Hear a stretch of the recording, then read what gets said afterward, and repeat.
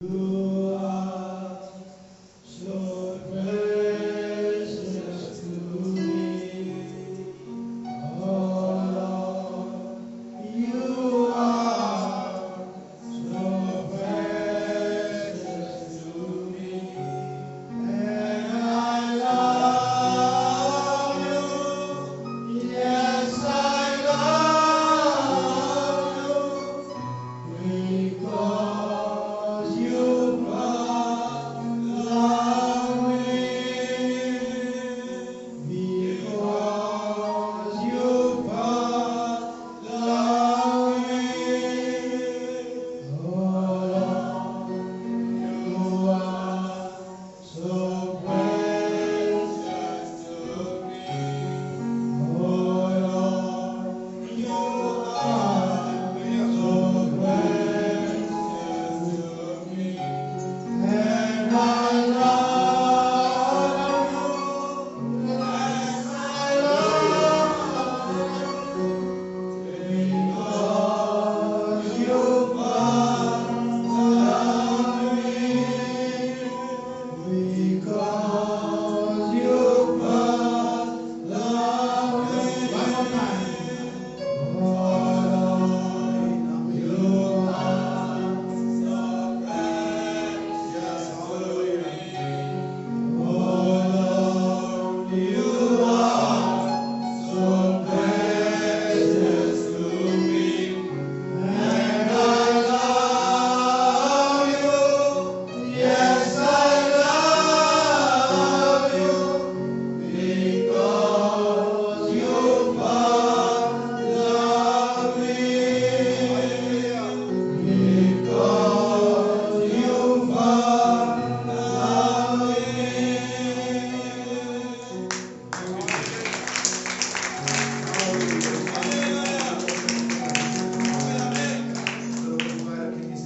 ईमानदारी और पवित्रता के साथ विश्वास के साथ कि जिस परमेश्वर ने आपसे इतना बेपनाह मोहब्बत किया कि आपके गुनाह और अपराधों में होने के बावजूद उसने अपने इकलौते पुत्र को भेज दिया, जो बेकसूर होने के बाद भी खताकार गिना गया, कुर्बानी सहली, कीलों की धार और तमाम जिल्लतें सहली, इसलिए कि हमें बचाए, और ये सिर्फ इसलिए कर रहा था क्योंकि वो आपसे प्रेम करता है।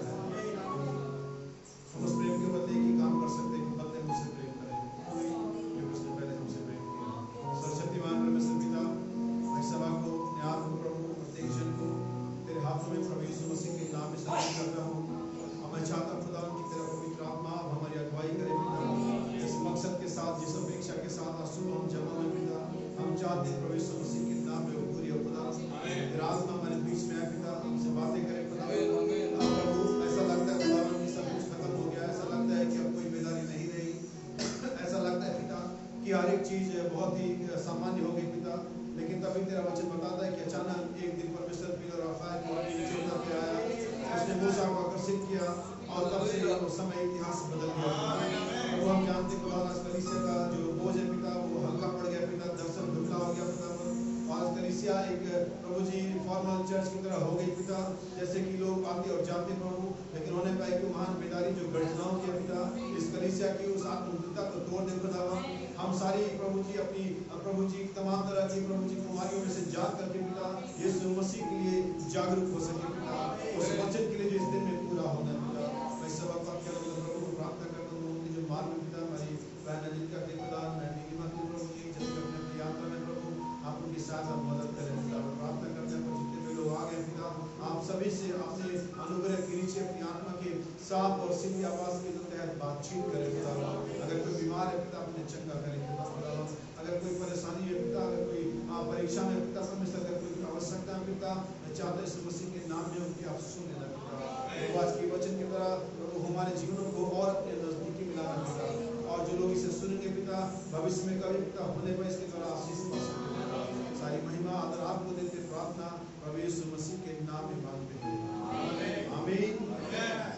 परमेश्वर के वचन को पढ़ेंगे, 2 पीटर चैप्टर 1 वर्स 4। बहुत सारे लोग इस आयत को अच्छी तरह से जानते होंगे, और अगर वे नहीं जानते यहाँ क्या लिखा हुआ है तो मुझे आश्चर्य है कि वे रैप्चर में जाने के बारे में किस प्रकार सोच रहे हैं। ऐसे लोगों को उसके बारे में सोचना भी नहीं चाहिए। हमें Peter chapter 1 verse 4. बहुत सारी आयतें हैं जो आगे पढ़ेंगे हम, लेकिन शुरुआत के लिए मैं जितना मुझसे प्राप्त कर सके जैसा मैं हमेशा करता हूँ आज सुबह भी करूँगा। जिनके द्वारा उसने हमें बहुमूल्य और बहुत ही बड़ी प्रतिज्ञाएं दी हैं, ताकि इनके द्वारा तुम उस राह से छूटकर जो संसार में बुरी अभिलाषाओं से होती है, ईश्वरीय स्वभाव के संभागी हो जाओ। वर्स 5, इसी कारण तुम सब प्रकार का यत्न करके अपने विश्वास पर सद्गुण, और सद्गुण पर समझ, और समझ पर संयम, और संयम पर धीरज, और धीरज पर भक्ति, और भक्ति पर भाईचारे की वृद्धि, और भाईचारे की वृद्धि पर प्रेम बढ़ाते चले जाओ। आमीन आमीन। क्या आशीष पढ़े गए वचन को सभी बैठ सकते हैं और सभी को आशीष दे। हम एक फिर से यीशु मसीह के नाम को धन्यवाद दे सकते हैं। पिता के साथ हालेलुया।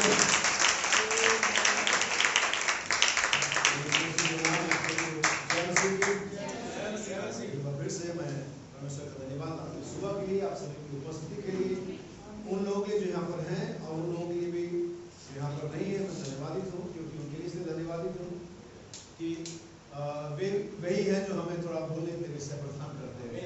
हालेलुया आमीन। सो प्रभु का नाम मुबारक हो। आज की सुबह में हम आगे बढ़ने से पहले कुछ बातें करेंगे। हम जानते हैं मैसेज जो रिकॉर्ड हो रहा है बाद में इंटरनेट पर भी जाता है, बहुत सारे कलीसियाओं के लोग, बाहर के लोग सुनते हैं।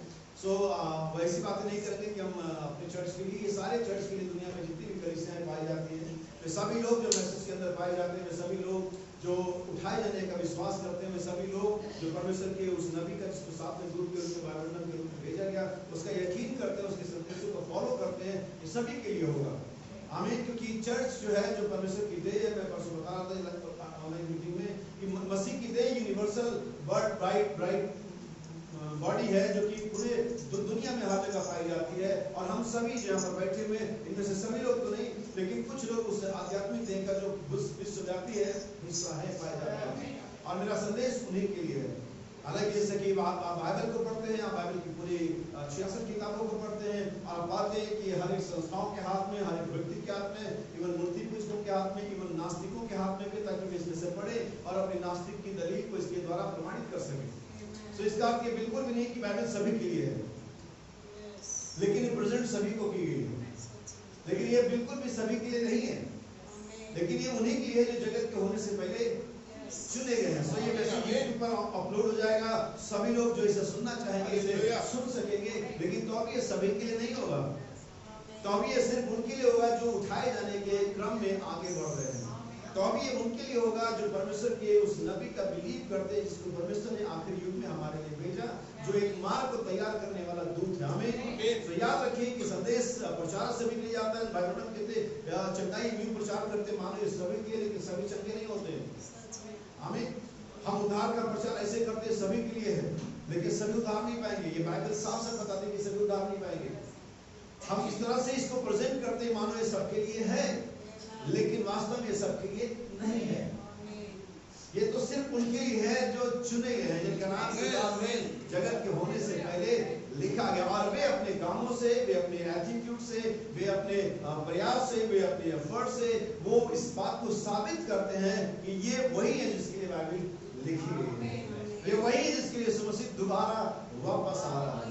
बहुत सारी बातें कहने के लिए, सुनने के लिए और बताए जाने के लिए, लेकिन इससे पहले कि मैं भूल जाऊं, मैं आशा है मुझे अगर किसी ने बताया कि शायद आज फादर्स डे है, आज पिताओं का दिन है, तो सभी पिताओं को प्रभु यीशु मसीह के नाम में शुभकामनाएं। और मैं एक आयत पढ़ना चाहूंगा इसके लिए। माओ के बारे में बहुत बातें करते हैं, लेकिन चलिए आज थोड़ा पिता के बारे में बात करें। हालांकि मैं इन डेज में बिलीव नहीं करता, क्योंकि इनफैक्ट ये डे जितने भी mother's day, father's day, friendship day, जितने भी डेज आए हैं, ये सब पागानिज्म है, ये कैथोलिक्स की डे है, ये मूर्ति पूजा का एक रूप है। क्या अपने पिता को एक दिन याद कर सकते? बाइबल में यहाँ कहते हैं अपनी माँ के लिए एक दिन सेलिब्रेट करना एक पुत्र एक पुत्री के जिंदगी की बात है। It's a profits word. मातृ दिवस, मदर्स डे एक दिन सेलिब्रेट करना माँ के लिए एक शर्मिंदगी की बात है, उस बच्चों के लिए शर्मिंदगी की बात है जो एक दिन सेलिब्रेट करते हैं। एवरी टाइम बाइबल कहती है, हम नीति वचन अगर आप पढ़ेंगे तो हर सुबह उठ करके अपनी माँ को धन्य कहते हैं। Every morning. और दूसरे संडे को नहीं मई के, हमें हर सुबह अपनी माँ को क्या कहते हैं? इसलिए वर्णन कहते हैं एक दिन उसको मनाया जाना बच्चों के लिए शर्मानी चाहिए। इसीलिए किसी ने डाला मदर्स डे पे तो बहुत सारी सेल्फी और अबाउट अदर्स डे और दिनों में क्या फादर्स डे। मैं एक वचन पढ़ूंगा नीति वचन 22 अध्याय 2 से 22 वर्ष 23 और हिंदी पढ़ेंगे फिर बाद में इंग्लिश से पढ़ेंगे क्योंकि यहाँ पर तर्जुमा ऐसा नहीं है जैसा इफेक्ट करना चाहिए। यहाँ सुनिए। सो मैं भी एक पिता हूँ और बहुत सारे पिता यहाँ पर बैठे हुए हैं और हमारा परमेश्वर भी हमारा पिता है। और एक पिता मैं फिर से कहना चाहूंगा कि जैसे कि माँ के लिए बच्चा पैदा करना माँ नहीं बनाता उसे, ऐसे ही पिता भी ऐसे इसलिए पिता नहीं होता क्योंकि उसके पास 2-4 बच्चे हैं। पिता एक शील्ड की तरह होता है, एक कवच होता है, पिता एक गाइड होता है, मार्गदर्शक होता है, पिता एक गहरा दोस्त भी होता है, पिता एक ऐसा व्यक्ति होता है जो अपने पुत्र अपनी पुत्री के साथ बहुत ही मजबूती के साथ खड़ा रहता है। जैसा कि किसी ने अच्छा कहा कि माँ बच्चे को सिर्फ 9 महीने पालती है, पिता उसे जन्म भर पालता है। माँ की फिक्र सिर्फ एक टाइम के खाने की होती है कि बच्चा एक टाइम खा ले, लेकिन बाप की फिक्र इसलिए होती है कि जीवन भर अच्छे से खा सके।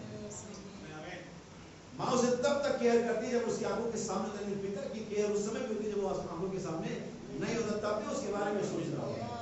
तो मैं यहाँ पर कंपैरिजन नहीं कर रहा हूँ और कंपैरिजन करना भी सही नहीं है, लेकिन कोई माँ पिता का जगह नहीं ले सकती और पिता माँ का जगह, दोनों के यूनिक पोजीशन है, यूनिक रिस्पॉन्सिबिलिटी है। ये इस चीज को याद रखिए। जब आप कंपैरिजन करते हैं, जो बहुत सारे लोग बेटा बेटी में कंपैरिजन करते हैं, माँ बाप में कंपैरिजन करते हैं, ये नहीं है। आप किसी के साथ किसी की तुलना नहीं कर सकते। हर एक व्यक्ति बिल्कुल अलग तरीके से डिजाइन किया गया, उसके पास अलग जिम्मेदारी है, अलग नेचर है, अलग बच्चा। अगर आप बच्चे को खाना खिलाने की बात हो तो माँ उसमें आगे है। 2 वाला मैं खिलाऊंगा, 3 वाला मैं बाहर में गया, मेरे पास इतना पैसा नहीं कि उसे बैठा के खिलाता रहूं, घूमता उसके पीछे। माँ ऐसा कर सकती है, लेकिन वो बाप उसके जीवन पर ख्याल कर सकता है। तो बच्चा पैदा करना आपके पास 4-5 बच्चे, ये आपको पिता नहीं बनाता है, ये आपको सिर्फ उत्पादक बनाता है।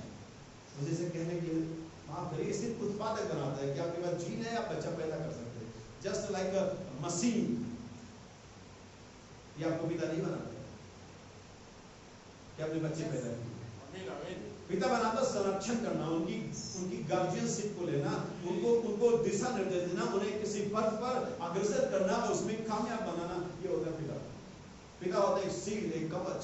आइए पढ़े, मैं ज्यादा नहीं इसके बारे में बोलना चाहूँ, मैसेज हमारे पास दूसरा है, लेकिन फिर भी पिताओं के लिए जो यहाँ है, जो कभी से सुनेंगे और ये स्वयं मेरे लिए भी। पढ़िए 22 का 23 नीति वचन 22 क्योंकि यहोवा उनका मुकदमा लड़ेगा। 22 का 23 नीति वचन। अच्छा तो मैंने गलत लिखा हुआ, एक मिनट रुकिए।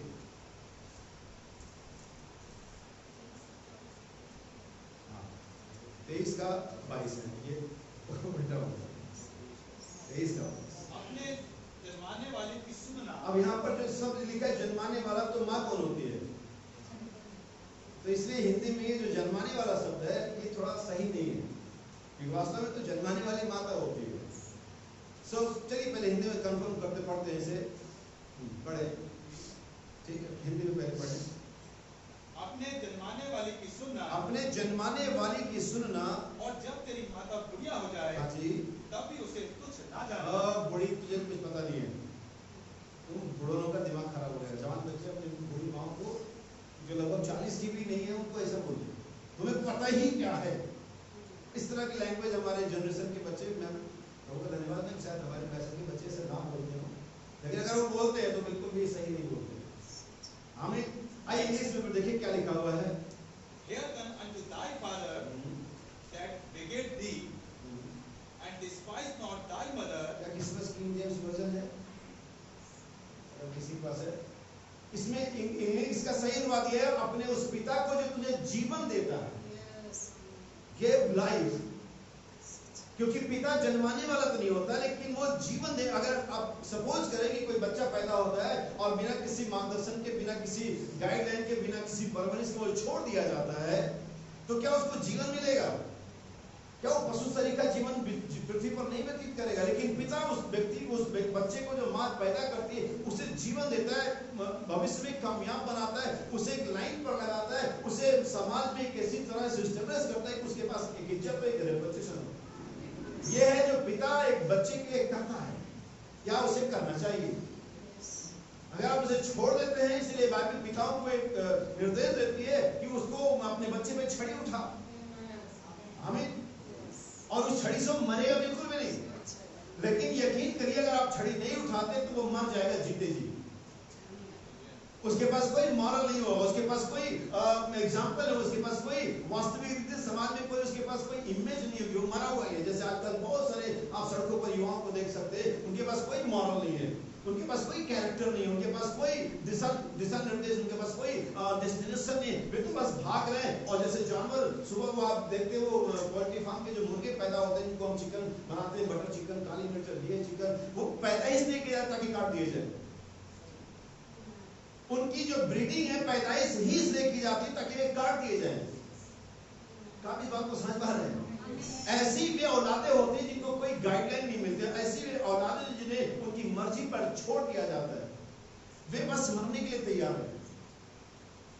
आमीन। जैसे कि वो चिकन जो पैदाइश इसलिए की जाती है ताकि उन्हें काटा जाए। आमीन। लेकिन प्रभु का नाम हो रहा है कि एक सच्चा पिता, एक सही जो फादर होता है, वो अपने बच्चों को एक ऐसा दिशा निर्देश, एक ऐसा गाइडेंस देता है। आइए हम इस वर्ष को पूरा करें। फिर से एक बात इंग्लिश में यहाँ सुनिएगा। Hearken unto thy father that begat thee, and despise not thy mother अपनी माँ को तुच्छ मत जानना when she is old। जब वो बूढ़ी हो जाए। और हम यही काम करते हैं, हमारी जनरेशन यही काम करती है कि अपनी बूढ़ी माँ को क्या समझते हैं, बेकार समझ से कुछ आता ही नहीं। इसको क्या मालूम है कि आजकल की टेक्नोलॉजी क्या है, इसको क्या मालूम है आजकल क्या फैशन में ट्रेंड कर रहा है, इसको क्या मालूम है आजकल कौन से तरह का डिजाइन का कपड़ा चल रहा है, इसको क्या मालूम है किस तरह का सर्कल है, इसको क्या मालूम है, कुछ मालूम है। तो बूढ़ी पुरानी औरत, उसे एक बात मालूम है जो तुम्हारे अंदर में डालना चाहती है, और उस पिता को एक बात मालूम है तुम्हारे अंदर डालना चाहता है कैरेक्टर। क्योंकि यही जिसकी आज संसार में कमी है। वरना एजुकेटेड तो सभी लोग हैं, इवन आपका फोन भी स्मार्ट है, और इससे कुछ काम नहीं बनेगा। आमीन। भाई बहनों, एक स्टोरी बताते, कहते एक मुर्गी का दड़बा था, पोल्ट्री फार्म था, और वहाँ पर कुछ बहुत सारे मुर्गे होते थे, और एक छोटा सा मुर्गा था, बड़ा थोड़ा शानदार, और उसकी गर्दन थोड़ी काफी लाल थी, सीधे खड़ी थी, और नाक पे चश्मा लगाता था, और हर दिन उस टेलीविजन को देखता था जहाँ बसता था। और एक दिन वापस आया और उसने अपने लोगों को इकट्ठा, मुर्गों को कॉल करके बुलाया, मेरे पास उन लोगों की न्यूज है। उसकी जानकारी ने, उसकी इंटेलिजेंस ने उसको एक न्यूज दिया, उसने सबको बुलाया, आओ मेरे पास तुम्हारे लिए एक न्यूज है। और मैं अभी भी न्यूज देखकर क्या रहा हूँ, मैंने अभी भी अखबार को पढ़ा, मेरे पास एक मैसेज व्हाट्सएप पर सर्कुलेट हो रहा है, और हमारा दाम बढ़ गया है, हम और कीमती हो गए हैं। लेकिन नेक्स्ट घंटे के बारे में उसको मालूम नहीं है, चाहे कितना भी कीमती हो जाएगा, वो बनेगा बटर चिकन। हमारी नॉलेज ने हमें मौत तक पहुंचाया बस, और कहीं नहीं जा रहे। किसी कढ़ाई में, किसी हांडी में, किसी हो सकता है कि इंडक्शन वाले में चले जाए, हो सकता है कि नॉन स्टिक में चले जाए, बस कोई तो संगमरमर के नीचे जाएगा, कोई तो लकड़ियों पर जाएगा, और कोई तो फेंक दिया जाएगा, कोई तो गिद्ध किसी को खा जाएगा। बस हमारी नॉलेज ने हमें यहाँ तक पहुँचाया, और कुछ भी नहीं। क्या समझ पाए? तो याद रखिए कि परमेश्वर के वचन के अनुसार एक पिता होना बहुत बड़ी जिम्मेदारी का, और यकीनन ये बहुत बड़ी आशीष का भी कारण है, क्या वजह है। तो आप पिता ऐसे ही अपने बच्चों को ना छोड़ दें, उन्हें वो जरूर सिखाएं जो आप उन्हें सिखा सकते, तब तक जब तक वे सीखते।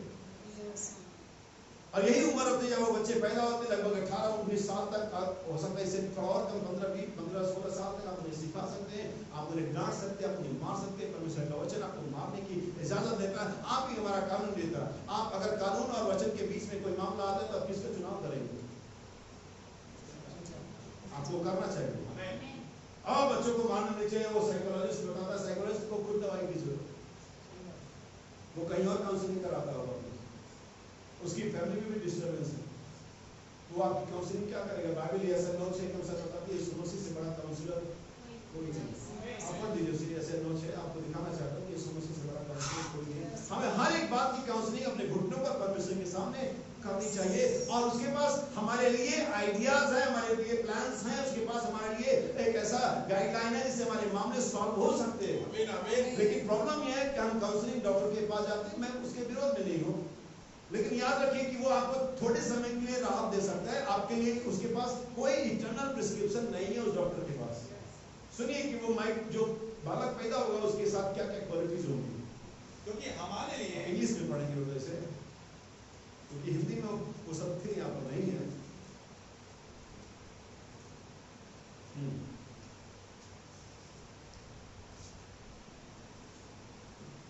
For unto unto us a child is born, और हमारे लिए एक बालक पैदा हुआ, unto us a son is given, और पुत्र दिया गया, and the government shall be upon his shoulder, और उसके कंधे पर प्रधानता होगी, and his name shall be called Wonderful, और उसका नाम अद्भुत होगा, Counselor, काउंसलर, क्या नाम उसका? Counselor. सलाहकार। उससे बेहतर सलाहकार न जिंदगी में न दुनिया के इतिहास में कभी था, न है और न कभी होगा। अगर आपको अपने मसले की काउंसलिंग करनी है, द्वार के अंदर जाइए, किवाड़ को बंद करिए, घुटने को टेकिए, अपना पर्चा लगाइए, प्रार्थना में जाइए और काउंसलिंग करिए। बाइबल के अंदर पुराने समय से लेकर के नए नियम तक हर एक व्यक्ति ने जब कभी वो परेशान हुआ तो परमेश्वर के सामने गया। और अजीब और अच्छी बात यह है कि बिना पर्चे के, बिना मनी के है, बिना दाम के है, ये वाला पैसा लेगा, लेकिन ये वाला पैसा नहीं लेगा, और आपके मामले का इटर्नल प्रिस्क्रिप्शन लिख के देगा, मेडिसिन भी प्रोवाइड करेगा आपको। और कोई ऐसा व्यक्ति नहीं रहा दुनिया के इतिहास में जिसने कभी परमेश्वर के साथ काउंसलिंग करी हो और गलत आइडिया पाया हो, गलत सलाह पाई हो और मसले को बिगाड़ लिया हो। नहीं सिर्फ प्रभु का नाम हमारे पास माइटी काउंसलर है, और मैं विश्वास करता हूँ कि आज के बाद हम उसी से काउंसलिंग करेंगे। हमारे हर मसले की काउंसलिंग, हमारे पत्नी के, हमारे पति के, हमारे खुद के, हमारे फाइनेंशियल के, हमारे घरेलू, हमारे जितने भी मसले हैं सब उसी के सामने जाने चाहिए। आमीन। और तब आप पाएंगे कि आपके पास एक महान उपाय परमेश्वर आपको देगा, क्योंकि वो अद्भुत युक्ति करने वाला परमेश्वर है। आमीन, हालेलुया। प्रभु का नाम। आज की सुबह में मैं एक संदेश के बारे में बात करूंगा, जैसा कि हमने सेकंड पीटर चैप्टर 1 वर्स 4 को पढ़ा कि हर प्रकार का यत्न करके, मैं सब लोगों के बारे में प्रचार नहीं करने जा रहा हूँ, क्योंकि मैं सिर्फ इसी लाइन पर रुकना चाहता हूँ। यही एक लाइन अगर आप इस पत्रस की पत्री के 3 अध्याय से और 10वें पद तक पढ़ते जाएंगे, यहाँ पर एक एक वर्ड के अंदर में, एक सेंटेंस के अंदर मिस्ट्री के अंदर मिस्ट्री छिपी हुई है। हर एक सेंटेंस, हर एक शब्द अपने आप में इतना हैवी, इतना भेदपूर्ण, इतना भारी है, जैसा कि वचन में पुराने नियम में पढ़ते यहोवा के इसके विषय में भारी वचन, वहां पर भारी वचन करके उसको हाईलाइट किया गया है। सो ये सारा का सारा पैसेज, पूरा चैप्टर जो है ये बहुत ही बहुमूल्य, बहुत ही भेदपूर्ण है, बहुत ही इसका महत्व बहुत ज्यादा है। इसलिए मैं इस एक लाइन पर, इस एक सेंटेंस में बात करूंगा, हर प्रकार का यत्न करना। इसे सिंपल भाषा में अंग्रेजी में कहेंगे मेक एवरी एफर्ट। यहाँ इंग्लिश में लिखा हुआ है डिलिजेंस। ये दोनों का सिमिलर मीनिंग होता है, डिलिजेंस और एफर्ट दोनों का लगभग सिमिलर मीनिंग होता है। अगर आपको नहीं समझ में आता, आप जाके सुबह में डिक्शनरी में चेक करिएगा। हर एक प्रकार का यत्न करके, कितने? एक प्रकार का नहीं, हर एक प्रकार का यत्न करके। यहाँ बाइबल इस बारे में इन 7 सदगुणों को आपके लाइफ में होने के लिए स्पेशल प्रेशर डाल रही है, दबाव डाल रही है। स्पेशली पत्रस इस बात को आपको एक तरह से दबाव बनाना, बल्कि आप इसके लिए हर एक प्रकार का यत्न करें। इस शब्द इसका अर्थ यह भी है कि आप इसे हल्के में नहीं ले सकते। आप ये नहीं कह सकते ठीक है जैसे प्रभु की मर्जी। बहुत सारी बातों में हम ऐसा कह सकते हैं और उसमें काम हो सकता बन जाए, लेकिन इस वाले मसले में हम ये नहीं कह सकते ठीक है जैसे प्रभु की मर्जी। हमें इसके लिए खुद यत्न करना पड़ेगा। अगर आप बाइबल को पढ़ते, प्रकाशित का 19 अध्याय 7 वचन लिखा, उसकी पत्नी ने अपने आप को क्या कर लिया है? आप नहीं सकते, थोड़ा सा पानी डालेंगे तो ठीक है। ठीक है, तो बाइबल बताती है कि उसने अपने आप को क्या कर लिया है? खुद तैयार किया है, किसी ने उसको आकर के नहीं बताया है। अगर इसके उल्टा देखिए, इसके अपोजिट में जाए और मत्ती 25 अध्याय में जाए, तो आप पाएंगे कि जिनकी तेलें खत्म हो गई थी, जिन 5 कुमारियों की जो मूर्ख थी, उनको ये किसने बताया कि आपके पास तेल नहीं है? किसी ने नहीं बताया, उनको ये खुद मालूम हो गया। जैसा बाइबल कहती है एक दिन जैसे जेनस और जैमरिस की मूर्खता प्रकट हो गई, वैसे इनकी भी हो जाएगी। उन्होंने खुद ही जान लिया कि उनके पास तेल नहीं है। एक बिलीवर, एक रियल बिलीवर, चूंकि वे कुमारियां हैं, डिनोमिनेशन नहीं है, चूंकि वो परमेश्वर के साथ नहीं, चूंकि उनके पास कभी तेल हुआ करता था, दैट्स व्हाई, यही कारण है कि उनको मालूम चल गया उनके पास तेल नहीं है। और आप एक बिलीवर होते हैं, आप ये जानते हैं कि आपका लाइफ सही चल रहा और नहीं चल रहा, क्योंकि एक बार आपके पास ये हुआ करता था। अगर आप डिनोमिनेशन होते, अगर आप संस्था होते, अगर आप और कुछ होते, तो शायद आपको मालूम भी नहीं चलता, क्या फर्क पड़ता मेरे पास है नहीं है क्या है। लेकिन चूंकि आपके पास एक बार तो हुआ करता था, चूंकि मैं कुंवारियों के पास कभी मसालों में तेल हुआ करता था, लेकिन एंड टाइम पर पिन पॉइंट पर उनके पास ये नहीं दारू तो खुद दारू चल रहा है। और जो हसुआ कुंवारियां हैं, बाइबल कहते हैं उसने अपने आप को क्या कर दिया है, तैयार कर। ये कौन करेगा आपके लिए? मम्मी। मेरी बहुत सारी बार लोग अपने बच्चों की गिरावट का या अपने गिरावट का बैकस्लाइड होने का कारण किसी कलीसिया पर, किसी कलीसिया के भाई और बहन पर, किसी हरकत पर, पास्टर पर थोप देते। अरे उनकी वजह से ये हो गया। पादरी ने ऐसा प्रचार कर दिया, मेरा तो दिल टूट गया। अभी मैं अगर कुछ करूं तो बहुत तो कर दूं, फिर टूट जाए।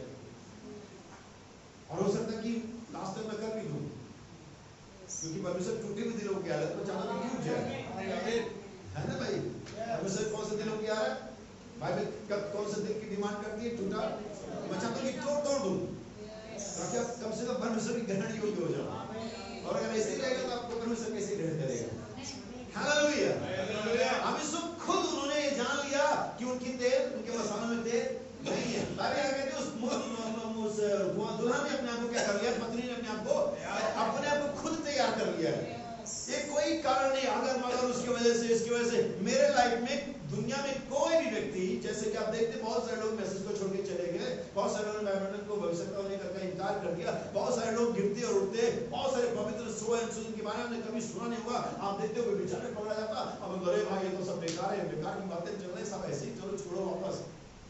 कोई ऐसा नहीं है, कहीं भी कोई ऐसा नहीं है जिसकी वजह से मैं इस मैसेज को, बाइबल को छोड़ दूं। वो कुछ भी कर दे, क्योंकि मैं उसके बिहाफ पर क्रिश्चियन नहीं बना हूं। मैं उसको देख करके नहीं चल रहा हूं, मैं यीशु मसीह को देख करके चल रहा हूं। मैं यीशु मसीह के बिहाफ पर क्रिश्चियन बना हूं, इसलिए मेरे गिरने का कोई मनुष्य कभी भी कारण नहीं बन सकता। उसने क्या किया, उसने क्या बोला, उसने क्या पहना, उसने क्या खाया, और कुछ भी उसने क्या किया, क्योंकि मेरे और मसीह के बीच में वो है ही नहीं, नहीं है वो। और अगर कोई बिलीवर, कोई भी क्रिश्चियन, चाहे कितने पुराना हो, कितना नया हो, कितना पढ़ा लिखा हो, कितना अनपढ़ हो, कितना धर्मी हो, कितना पापी हो, अगर वो कभी आप पे एक्सक्यूज देता है कि अपने मसीह में पीछे होने के लिए फलाना की वजह से, याद रखिए अभी उसको बाइबल मालूम नहीं है। याद रखिए अभी वो सही प्रकार से आगे नहीं बढ़ रहा है, इसलिए आपको खुद ये करना है। बाइबल कहते इसी प्रकार का यज्ञ, इसी प्रकार से तुम हर प्रकार का, मेक एवरी एफर्ट,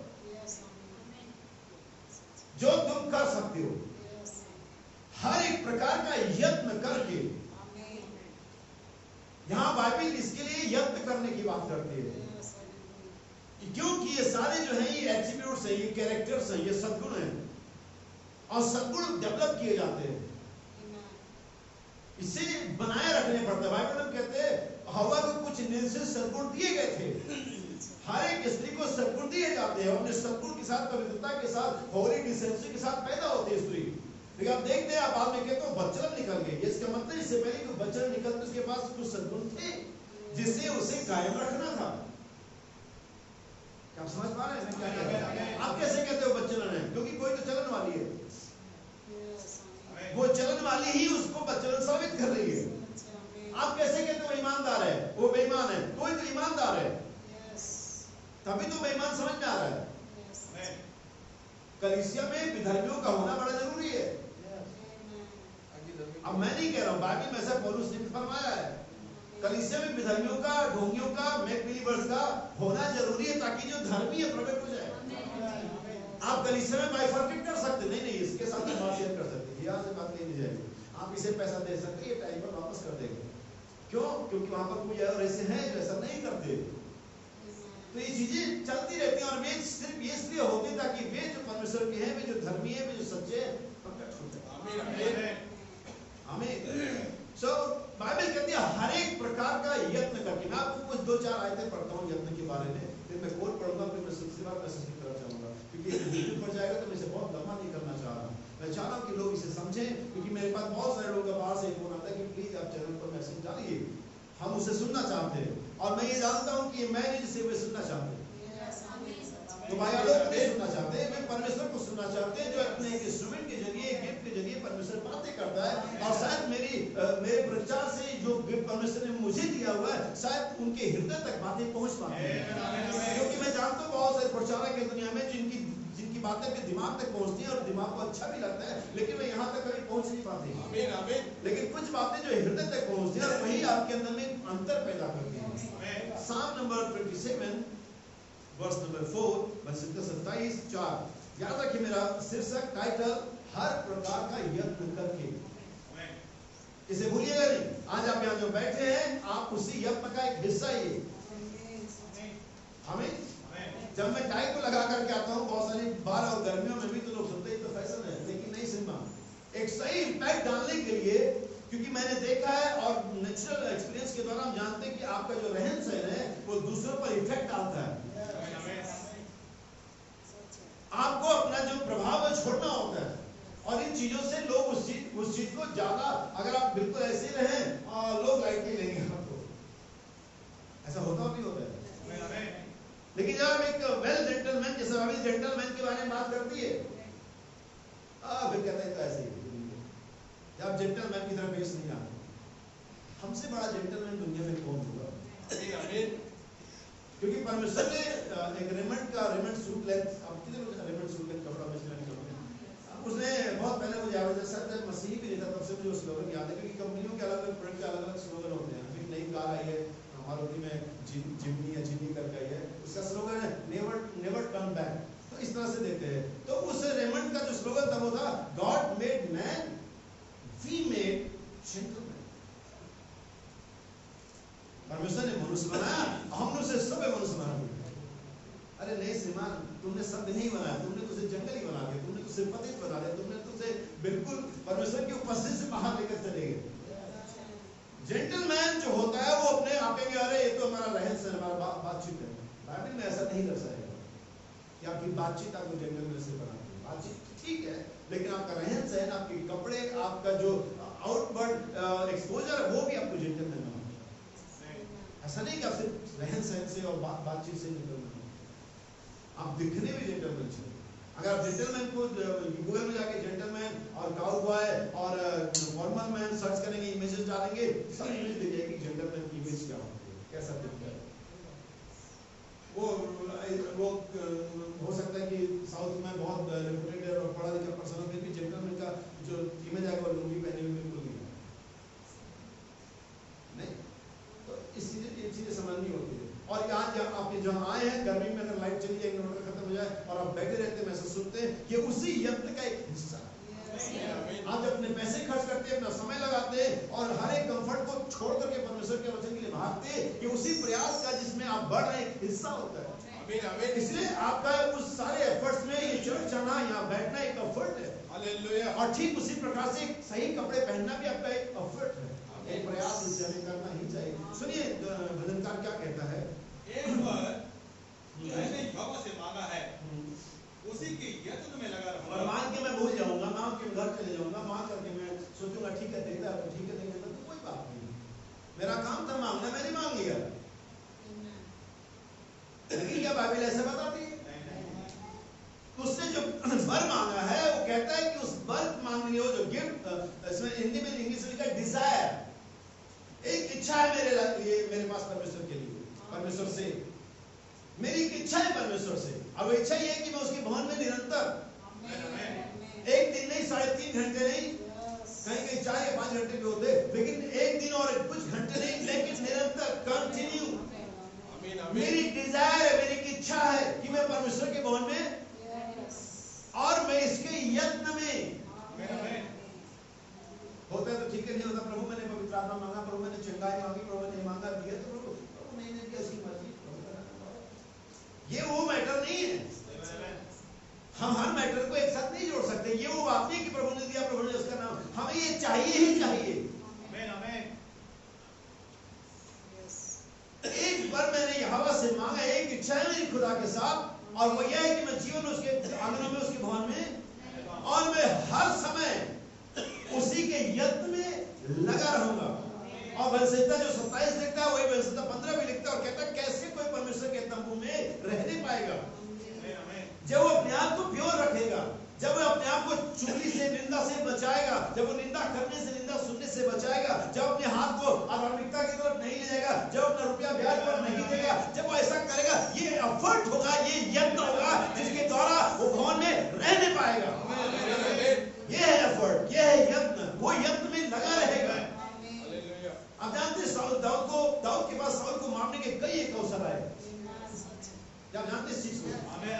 कई एक अवसर पे उसने उसका बागा का टुकड़ा काट लिया और उसको ये बताना चाहा कि साउल मैं तुझे मार सकता था, मेरे पास अवसर था, लेकिन चूंकि तू परमेश्वर का एक दास है, एक अभिषिक्त है, इसलिए मैंने ऐसा नहीं किया। ये भी उस यत्न में से एक यत्न था कि जो आपको नहीं करना है, आपको बस नहीं करना है, भले आपके दुश्मन के साथ ठीक हो रहा हो, भले उस व्यक्ति के साथ ये हो जो आपके प्राण का खोजी है। क्या साउल दाऊद के प्राण का खोजी नहीं था? उसने एक भी मौका नहीं खोया कि उसको मार दे, वो तो परमेश्वर था जो दाऊद को बचा रहा था। लेकिन दाऊद के पास कई एक मौके आए कि वो साउल को किल कर सके, हत्या कर सके, मार सके, लेकिन दाऊद ने हर एक मौके को खुदा के लिए छोड़ दिया। ये वो यत्न था जो दाऊद कर रहा था। यहाँ पर एक यत्न की बात आ रही है, एक प्रयास करने की बात आ रही है कि कैसे हम उसके लिए जो कि स्थिरता में जाने का हमारा एक ख्वाहिश है या हम जाना ही चाहिए, हम कैसे यत्न कर सकते हैं। हम जब गर्जनाओं के बारे में प्रीच करते हैं, हम जब रेवल्यूशन के बारे में प्रीच करते हैं, मैं देखता हूँ सारे लोग उस हेडिंग को डाल रहे हैं जो हेडिंग भाई गोलमैन ने आज से कितने 40 साल पहले प्रचार कर दी। आज वे सारे थंडर के जो अगेंस्ट विरोधी प्रचार के सारे उस सेम हेडिंग से मैसेज अपलोड कर यूट्यूब पर। ये कमाल हो रहा है सर, लेकिन चूंकि लाइन यही है, रेखा ये मार्ग, ये आना ही सबको इस मार्ग पर है। लेकिन हम जो इस मार्ग पर ऑलरेडी चल रहे हैं, शुरू से चल रहे हैं या बिलीव करते हैं, हमने क्या अचीव किया? क्योंकि ये कहते कि हम गर्जनाओं को जानते हैं, बिलीव करते हैं, ये है वो बनाना, कि उससे भी काम तो बनेगा नहीं। हमें तो ये सद्गुण चाहिए, क्योंकि सद्गुण इतने महत्वपूर्ण है कि बाइबल में इसे दर्शाया गया है। बाइबल में इसे ये कहा गया कि हर एक प्रकार का यत्न करके, यानी कि इसको करने के लिए आपको कुछ चीजें गंवानी पड़ सकती हैं, कुछ चीजों का हानि और लाभ उठाना पड़ सकता है, कुछ चीजें आपको ऐसी हो सकती है जो आपको डिस्टर्ब करे। हमें क्या समझ पा रहे हैं? आइए मैं एक और आयत आपके लिए पढ़ता हूँ, फिर मैं आगे बढ़ता हूँ। कुरिन्थियों पहला कुरिन्थियों 9:25 वचन 24 से पढ़े, 24 से 25 पढ़े। यहाँ पर थोड़ा मैं आपको यत्न के बारे में बात करूँ, प्रयास करना, एफर्ट लगाना। अब जानते जब कोई चीज भारी चीज गिर जाती है या कोई गाड़ी स्टार्ट नहीं होती तो कई सारे लोग एफर्ट लगाते हैं, भाई हमें कोशिश करना था कि उसे उठा सके, हम उसे स्टार्ट कर सके, और अगर हम उसे ऐसे ही छोड़ दें तो बस वो पड़ी रहेगी। लेकिन हमारी चीज के लिए, हमारी जॉब के लिए, हमारे एजुकेशन के लिए, इवन हमारी बहनें सुबह शाम के खाने के लिए भी एफर्ट लगाती हैं, तो उसके बिना तो आपका एक टाइम का खाना भी नहीं बनता। अगर आप एफर्ट ना लगाए, कोशिश ना करें, तब रैप्चर में बिना कोशिश के, बिना एफर्ट लगाए कैसे जा सकते हैं? इवन बाइबल ये सिखाती है कि स्वर्ग के राज पर शुरू से जोर होता है, और जो एफर्टलेस लोग हैं, जो प्रयास नहीं करते, जो हिम्मत नहीं रखते, जो लड़ाई नहीं लड़ते, वे कभी नहीं पाते, वरन उनसे ये छीन लिया जाता है। आमीन। सुनिए बाइबल क्या कहती है। हाँ, हर एक पहलवान, हम भी एक रेसलिंग में, क्या आप जानते इसे? मैं आपको एक रेफरेंस दे रहा हूँ, मैं एकदम एग्जैक्ट रेफरेंस देता हूँ, इसीलिए बाइबल कहती है कि हमारा जो युद्ध मांस और लहू का नहीं है। बाइबल वहाँ रेसलिंग की बात करती है। ये नए नियम के, पुराने नियम में याकूब इससे लड़ चुका है, और इसलिए पौलुस को अच्छा लगा कि पहलवानी के, रेसलिंग के बारे में हर एक पहलवान सब प्रकार का क्या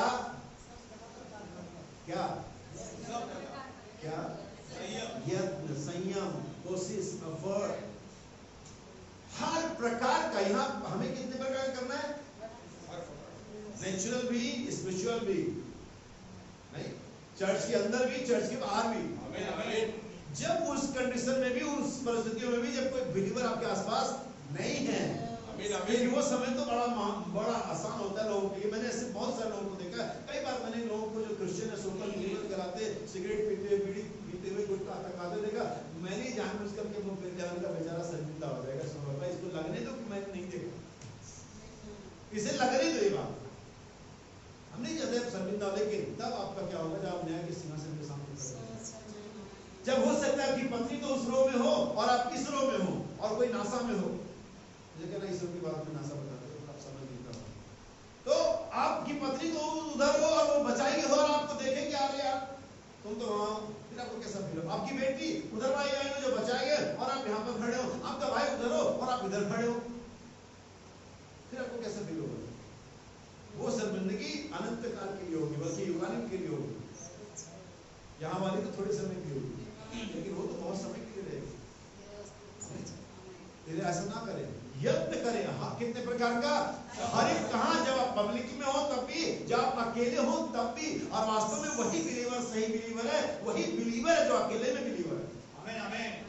अगर आप ध्यान देंगे, डैनियल नबी सारे लोगों के साथ, जो सारे यहूदी थे, बंधुआई में नबूकदनेस्सर राजा के अंदर में चला गया, बाबुल की बंधुआई में चला गया, लेकिन बाइबल बताता है बिना चर्च के, बिना सॉन्ग सिंग के, बिना क्वायर के, बिना म्यूजिशियन के, वो अपने आप को बिलीवर बनाए रखा उस बंधुआई में।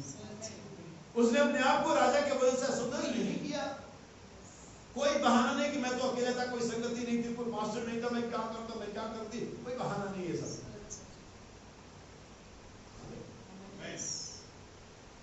आप खुद एक बहाना है अगर आप ना बनाएंगे। सुनिए, हर एक पहलवान सब प्रकार का संयम करता है, वह तो एक मुरझाने वाला। देखिए, ये जो पहलवानियत में आए, कुछ पहलवानों का आपको हवाले बताऊंगा। एक ओलंपिक हुआ था 2008 में, बीजिंग में ओलंपिक हुआ था। एक तैराक था माइकल फेलिप्स, 8 गोल्ड मेडल जीते थे उसने एक ही ओलंपिक में। कुछ 400 मीटर, कुछ रिले में, कुछ ऐसे जो जुट होते।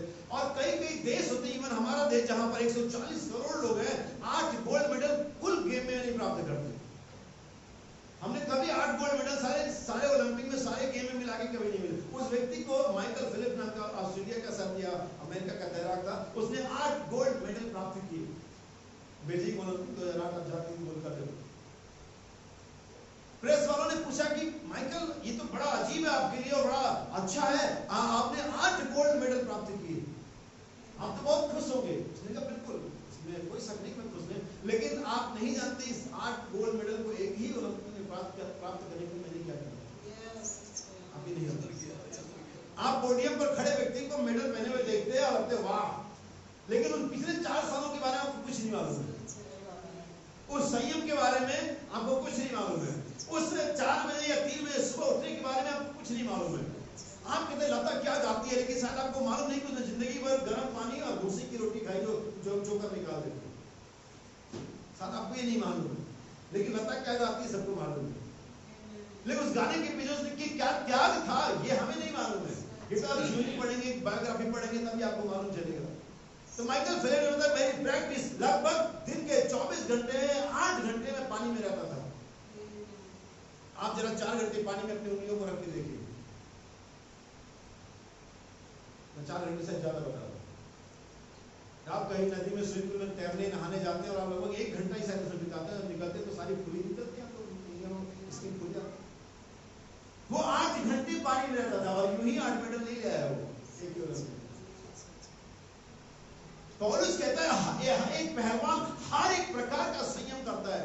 उनको अपने खाने में, अपने कोल्ड ड्रिंक में, अपने चाय में, अपने कॉफी में, इससे पहले कि उसे पिए, उसे यूज करें, उन्हें जांचना होता है। पता चला सब करने के बाद वो गए और डोप टेस्ट हुआ और वो फेल हो गए। एक जांच होती है कि इन्होंने कहीं कोई ऐसा केमिकल या कोई ऐसी मेडिसिन उन्हें जो एनर्जी को एकदम बढ़ा देती है, और पूरा 4 साल लग गया, हो गया एक डोप टेस्ट में फेल हो गए। अब आप अनक्वालिफाई हैं, अब आप आगे नहीं प्रतियोगिता में रह सकते, आपको बाहर निकाल दिया। क्यों? आपने अपने खाने पर ध्यान नहीं दिया। ऐसे कई खिलाड़ियों के साथ ऐसा हुआ है। मैं उनको देखता रहता हूँ, बचपन से मुझे स्पोर्ट्स पसंद है, तो मैं इन चीजों को जानता हूँ। ऐसे ही हम सभी हैं, हम 40 साल, 50 साल, 30 साल या बहुत सारे सालों से मसीह में चल रहे और इन फाइनली बातें हम रैप्चर के लिए अनक्वालिफाई हो गए। हमने कुछ गलत बोला, हमने कुछ गलत खाया जो बाइबल के अकॉर्डिंग सही नहीं थे, इसलिए नेक्स्ट संडे प्रचार करूंगा, God put different between Holi और अनहोली। परमेश्वर ने ही पवित्र और अपवित्रता में फर्क पैदा किया है। आमीन। और अगर उसे फर्क पैदा किया है तो हम बहुत सारे स्मार्ट क्रिश्चियन के इससे क्या फर्क पड़ता है? अरे परमेश्वर ने फर्क पैदा किया तो इससे फर्क नहीं पड़ता। हम कुछ भी पहने, परमेश्वर को हमारे पहनने से क्या मतलब है? तो भागत है उसने लिखा कि ये नहीं पहनना और ये पहनना। हम तुम्हारी समझदारी को एजुकेशन के देखें या उसकी परमेश्वर के वचन को देखें। आमीन। ये अपनी एजुकेशन से परमेश्वर भी पागल बना दे, उसको क्या फर्क पड़ता है क्या पहले क्या ना पहले? तो रिश्ता भी नहीं फर्क नहीं पड़ता था। लिखा है तो फर्क पड़ता है कि क्या खाएं क्या ना खाएं, क्या पहने क्या ना पहने, क्या बोले क्या ना बोले।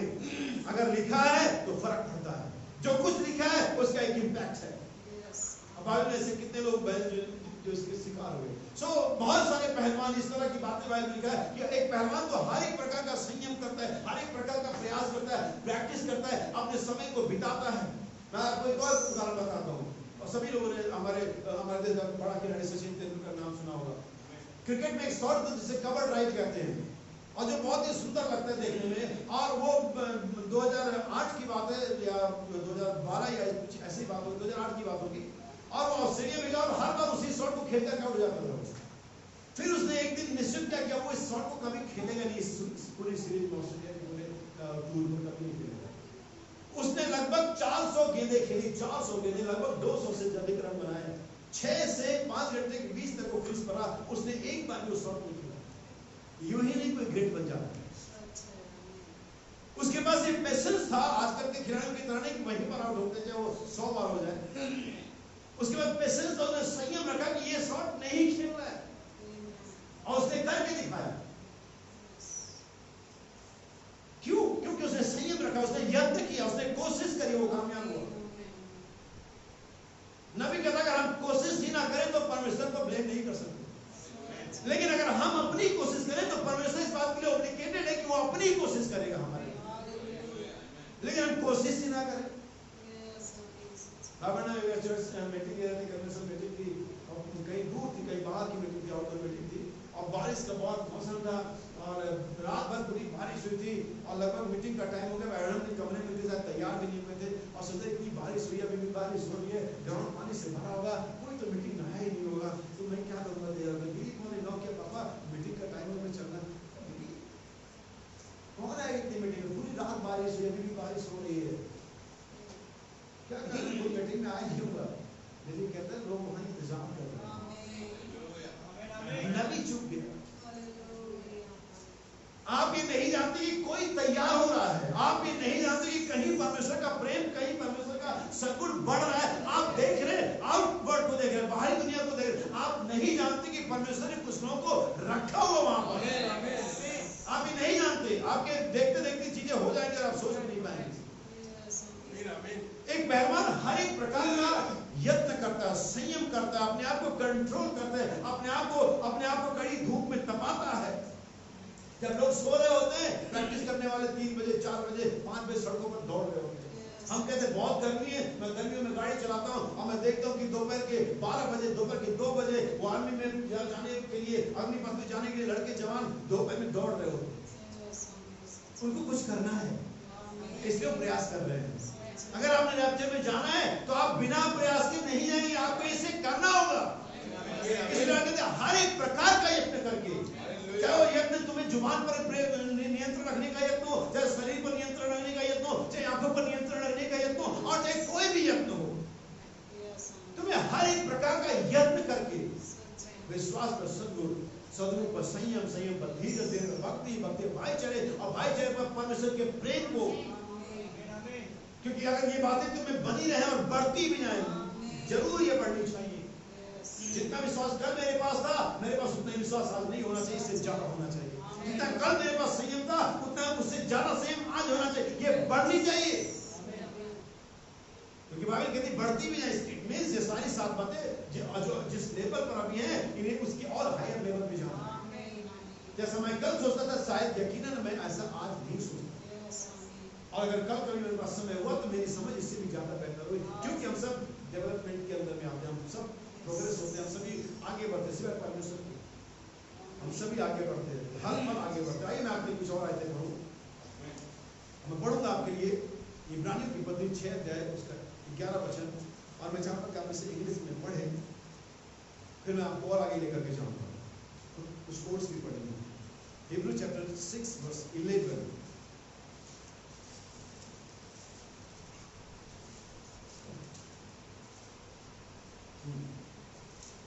And we desire that every one of you show the same diligence to the full assurance. यही है वो सब डिलीजेंस और एफर्ट, लगभग सिंगल वर्ड से हर एक व्यक्ति क्या करे, पूरा प्रयत्न करे, पूरी कोशिश करे,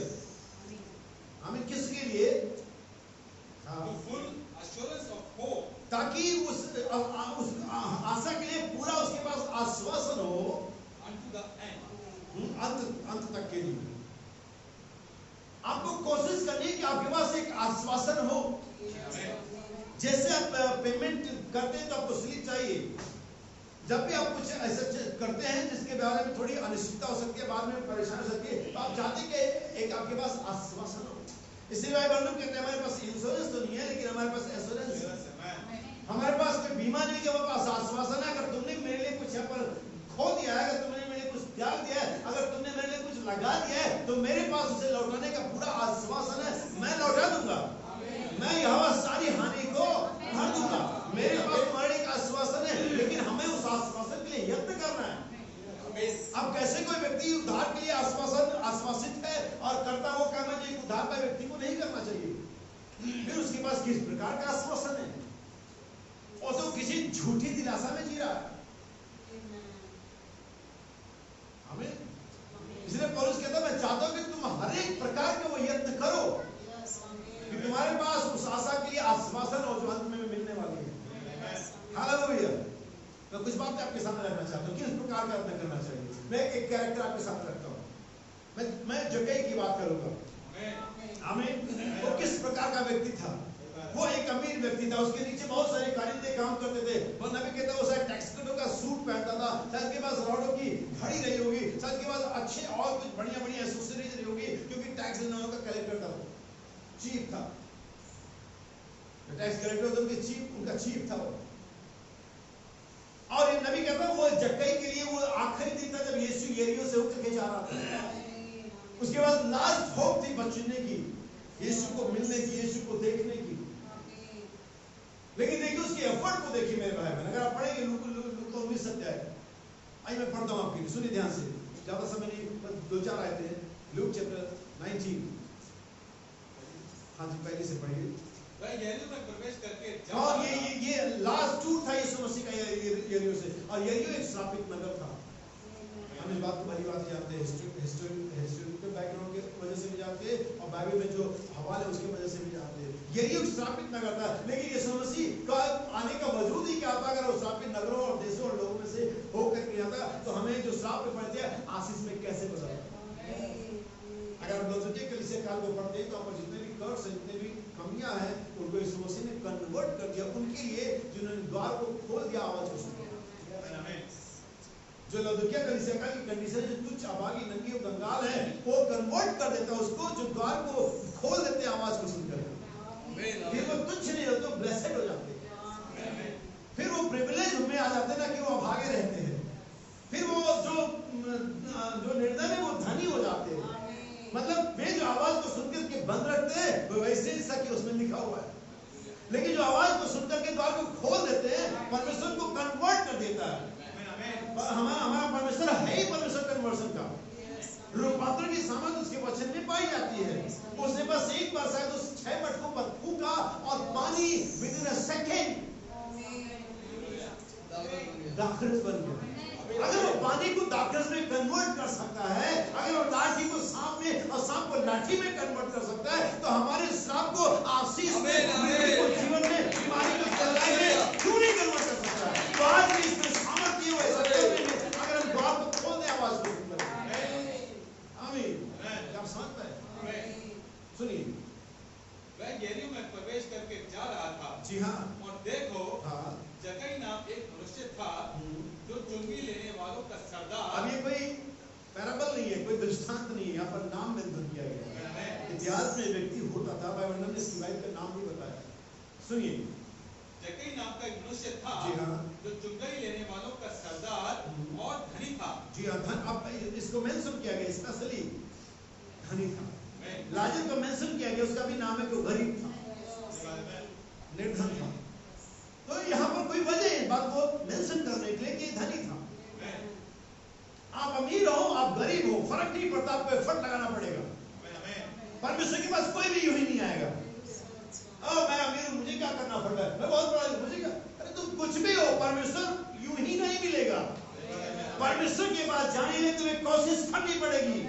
अपने सुविधाओं का, अपने नाम का, अपनी सहूलियतों का इनकार करना पड़ेगा, तभी तुम्हें परमेश्वर मिल सकता है। तभी तुम्हारे लाइफ में जो श्राप है वो आशीष में बदल सकता है। तभी तुम्हारे जीवन, घर, परिवार को उद्धार आ सकता है। सो ये धनी मनुष्य था। अगर बाइबल धनी लिखती है तो कितना धनी होगा। हमें सुनिए, वह यीशु को देखना चाहता था। चाहता था और देखना है, दो बातें। रास्ते में जाना है, मुझे परमेश्वर की आशीष से चाहिए। मैं चाहता हूँ मैं चंगा हो जाऊं, मैं चाहता हूँ मेरा परिवार बच जाए। चाहते तो सभी लोग हैं, लेकिन उसके लिए प्रयास कितने लोग कर रहे हैं। कुछ उम्मीदवार मैंने चुनाव में देखे, बस खड़े नाम इस साल नाम आ जाए, अगले साल कोशिश करेंगे। इस साल सिर्फ वो नाम देते, कोशिश छुपा देते, कोई कोशिश नहीं करते, कोई कन्विंसिंग नहीं करते, कोई प्रचार कार्य नहीं करते, कहीं किसी के लिए जाते। मालूम है हारना है तो बस नाम आ गया उनका। हाँ, मैं भी खड़ा था।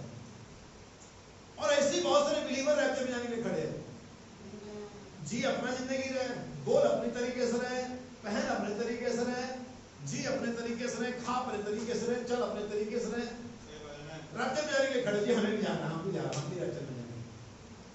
सॉरी टू फॉर यू, अगर आप प्रयास नहीं कर रहे, जो कि आपको हर दिन हर मिनट करना पड़ता है, तब कहीं नहीं जा रहे। आप बस चर्च जा रहे, चर्च से घर जा रहे। अब वो धनी था और यीशु को देखना, क्या वहां पे और लोग नहीं थे जो देखना चाहते होंगे? लेकिन क्या किसी का नाम पढ़ते हैं? कोई किसी ने एफर्ट नहीं लगाया। किसी ने अपने कपड़ों को देखने के बाद भी अपना स्टेटस सिंबल जो उसकी उस समय पर समाज में रही होगी, जो कपड़े पहने होंगे, कौन कूलर की पेट पे चढ़ना चाहेगा? कपड़े खराब हो जाएंगे, स्लिप करने का डर है, गाड़ी कमजोर होती है, खाली बेकार। अरे यीशु जैसे बहुत सारे प्रचारक शहर में आते जाते हैं, इन लोगों का मीटिंग चलता रहता है, ये भी एक आएगा चले जाएगा। और ऐसे बहुत सारे चाहने वालों ने सोचा होगा अपने घर में रहे होंगे, और लेकिन हम इसका नाम पढ़ते हैं। बहुत सारी स्त्रियां बीमार रही होंगी, लेकिन हम लहू बहने वाली स्त्री का चर्चा पढ़ते हैं। क्यों? उसने कोशिश करी। ये कह देना बड़ा आसान था, यीशु के पास लड़के तो आदमी तो जा नहीं पा रहे, मैं तो बीमार औरत, मैं तो क्या जा पाऊंगी, एक बार से तो मुझे जाना नहीं था, 12 साल से हो गया, मैं तो क्या ही जा पाऊंगी। ये कह के बैठ जाती, कोई इसको कुछ नहीं कहता। हाँ, बात तो सही है, वो फैक्ट था, जो वो कहते वो फैक्ट था, लेकिन उन्होंने प्रयास किया। नबी एक बात कहता है, नबी कहता है, जो लोग परमेश्वर के लिए, परमेश्वर को देखने डिटरमाइंड होते हैं, परमेश्वर खुद उनके लिए रास्ता बनाता है। हम डिटरमाइंड नहीं है। मैं कहीं सुना था, कोई मोटिवेशन स्पीकर कह रहा था, सफलता के लिए समझदार नहीं, पागल होना पड़ता है। सफलता के लिए समझदार नहीं होना पड़ता है, पागल होना पड़ता है। एक हेड कांस्टेबल था, अभी सर 4 दिन पहले की बात है, उसने शायद 6वीं या 5वीं प्रयास में आईएएस क्लियर कर लिया। लिखा हुआ था, अब साहब इसे सलूट मारते। हेड कांस्टेबल था, 6वीं प्रयास में आईएएस क्लियर कर लिया, साहब उसे सलूट मारते। अगर सोचता मैं हेड कांस्टेबल साहब आते हैं, मैं ये तो इतने दिन के बाद साहब ने भी सुनाया कि बड़े प्रयास में, अब मैं भी क्या करूँगा, तो क्या होगा? कुछ नहीं होगा। प्रयास जारी रखना। नबी कहता है, अगर आप प्रयास करते रहेंगे, अगर आप प्रयास करते रहेंगे, आप दीवार को घिरा देंगे। Press on, press on, press on, प्रयास करते रहो, आगे बढ़ते रहो, तुम जीतोगे। लेकिन अब बैठ जाए, ठीक है, प्रभु की मर्जी होगा, हमारी मर्जी है, जाना नहीं जाना है। प्रभु की मर्जी बाद में पता करना कि तुम्हें ले जाएगा, तुम्हारी मर्जी क्या है? तुम्हें जाना नहीं जाना, तुम्हें प्रार्थना में जाना नहीं है, तुम्हें पवित्र आत्मा पाना नहीं है, तुम्हारी मर्जी क्या है?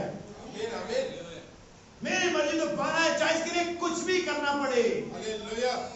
नबी कहता मैं किसी भी रीति से, बाय एनी मींस, मैं किसी भी रीति से चाहता हूं कि मरों में से जीवने के पद तक पहुंचूं, ये मेरी मर्जी है। प्रभु की मर्जी होगी। अरे तुम्हारी मर्जी तुम्हें खुद पता नहीं, तुम्हें जिसको खुद की अपनी मर्जी नहीं पता, वो प्रभु की मर्जी क्या पता करेगा? कि तुम्हें जाना नहीं है, तुम्हें बचना नहीं है, तुम्हें विश्राम पाना नहीं पड़ा, तुम्हारी मर्जी तुम्हें खुद नहीं पता है। और जिसे अपनी मर्जी पता हो, उसे क्या करना, उसे कौन रोक सकता है? दुनिया उदाहरणों से भरी हुई है, हम उन उदाहरणों में नहीं, हम खुद एक उदाहरण बनना चाहते हैं। और उस तीमुथियुस से कहता है, अपने आप को एक उदाहरण बना दे। सुनिए, मैं जब देर रुकना नहीं चाहता यहाँ। वह यीशु को देखना चाहता था, वह यीशु को देखना चाहता था कि वह कौन सा है, वह कौन सा है, परंतु भीड़ के कारण, इसके बावजूद कि वो यीशु को नहीं जानता था कौन सा है, भीड़ वहां बहुत ही अमीर आदमी था, इसकी बहुत सारा मान सम्मान था, इसके बावजूद देखिए कि क्या लिखा हुआ है, परंतु फिर कारण देख ना सकता था जी हाँ, क्योंकि वो नाटा था। क्योंकि वो नाटा था। इसके साथ एक माइनस पॉइंट था। मैं ये सिंपल शब्दों में कहूंगा कि अगर हम बहाना बनाना चाहें तो हमारे पास वाजिब बहाने हो सकते हैं, जिन्हें आप अपने बातों से जस्टिफाई कर सकते हैं। हाँ भाई क्या करें, बात तो सही कह रहे हो। लोग मेरे वाले स्थिति में 12 साल से बहन भी 12 साल से सोचती किसी को 4 लूज मोशन तो घर में बैठ जाता है, और ये लूज मोशन नहीं हो रहा है, लहू निकल रहा है, मैं कैसे जाऊँ उसके पास? मैं मीटिंग में नहीं आ सकती। वाजिब था। सारा ने कहा मैं जो बूढ़ी हो गई हूँ, बिल्कुल वाजिब फैक्ट। ये व्यक्ति अगर लंबा भी होता तब भी भीड़ थी वहां, लेकिन एक तो भीड़ और दूसरे नाटा। तो हमारे पास वाजिब बहाने हैं, लेकिन आप अपने वाजिब बहानों से रैप्चर छोड़ दो, ये तो मूर्खता है। मुझे प्रयास करते रहना, हर एक प्रकार का यत्न करके। हम शायद यत्न करने में निकम्मे हैं, हम शायद यत्न करने में लापरवाह, हम शायद यत्न ही नहीं कर रहे हैं, लेकिन बाइबल कहती है हर एक प्रकार का यत्न करके। दाऊद कहता मैंने एक बार मांगा है, उसी के यत्न में लगा रहूंगा। अगर मुझे पढ़ना है, अगर मुझे नौकरी चाहिए, अगर मुझे पहलवानी करनी है, मुझे क्रिकेट में जाना, जो भी करना है, तो हर एक व्यक्ति जो जिसमें भी जाना है वो हर प्रकार का यत्न करता रहेगा। अगर आपको क्रिकेट में जाना है, आप कैसे हाउस में बैठ के हॉकी का मैच देख सकते हो और हॉकी स्टिक के बारे में आप जानकारी जुटा रहे हो। आपको तो क्रिकेट के बल्ले के बारे में जानकारी कि कश्मीर में अच्छा बनता है और मेरठ में अच्छा बनता है, आपको ये जानकारी होनी चाहिए। जाना रैप्चर में पढ़ रहे मनोरमा, जाना रैप्चर में पढ़ रहे हैं हम कोई सत्य कथा, मतलब अजीब हालत है। कहीं पे निगाहें और निशाना कहीं पर है। सब जवाब ना बनाए। मैं चाहता हूं कि जागे, चौकन्ने हो जाए, अपने लक्ष्य के प्रति डिटरमाइंड हो जाए, ढूंढे परमेश्वर को। जो उसे ढूंढते वो उन्हें मिल भी जाता। हालेलुया। सुनिए आगे। तब उसको देखने के लिए आगे दौड़कर चल करके नहीं, और मैं तो अमीर आदमी, मैं तो जब तक भीड़ नहीं देख कैसे जाऊं, दौड़ करके एक गुलर के पेड़ पे चढ़ गया। बाइबल के अंदर में पेड़ का नाम भी रख दिया गया है, ऐसा नहीं कि कोई भी पेड़। और सबसे कमजोर पेड़ हमने इस पे खेला, हम जानते हैं कैसा पेड़ होता है। हमें गुलर की पेड़, और यकीन है जब इस पे ज्यादा चढ़ा जाता है ये चिकना हो जाता है। अगर आपने कभी गुलर का पेड़ देखा है, अगर आप इस पे कभी चढ़े उतरे, ये चिकना हो जाता है सरफेस इसका। सुनिए, वह दौड़कर एक गुलर के पेड़ चढ़ गया। जी हाँ, क्योंकि वह उसी मार्ग से जाने वाला था। जी हाँ सीमा। अब ये इसका एफर्ट था जो जक्कई ने किया। एक अमीर व्यक्ति ने, एक धनी व्यक्ति ने, एक रेपुटेड पर्सन ने, एक नाट्य व्यक्ति ने उस बड़ी भीड़ में यीशु को देखने के लिए जो एफर्ट लगाया, बाइबल उस एफर्ट के बारे में लिखती है। बाइबल और किसी के एफर्ट के बारे में नहीं लिखती, लेकिन इसके एफर्ट के बारे में लिखती है। वो क्या था, कैसा था, क्या किया। जो शब्दों में बाइबल उस प्रयास को दिखाई जो यीशु को देखने के लिए एक धनी व्यक्ति ने किया। और जब उसने एफर्ट लगाया, जब उसने कोशिश करी, अपने टैक्सी सूट का इनकार कर दिया, अपने स्वरूप का इनकार कर दिया, तब बाइबल बताती है जैसे यीशु पेड़ के नीचे से गुजरा, उसने आंखें ऊपर उठाई और जक्कई को नाम लेकर के बुलाया। जक्कई नीचे गया। हालेलुया। वो आपके एफर्ट को सम्मानित करता अगर हम करें। हालेलुया। मैंने अपनी पूरी सेवकाई के समय जो भी 15-20 साल किए, मैंने हमेशा सेवकाई के लिए, मसीही जीवन के लिए, फैमिली के लिए एफर्ट लगाया है, इसकी परवाह किए बिना कि क्या नुकसान हो रहा है। और यकीनन मैं आज तक नुकसान में नहीं रहा, और कोई भी नहीं रहता, कोई रह ही नहीं सकता। परमेश्वर को कोई कर्जदार नहीं बना सकता। जो सारी रिचनेस का मालिक है, जो सारी रिचनेस उसी की, उसको कौन कर्जदार बना देगा।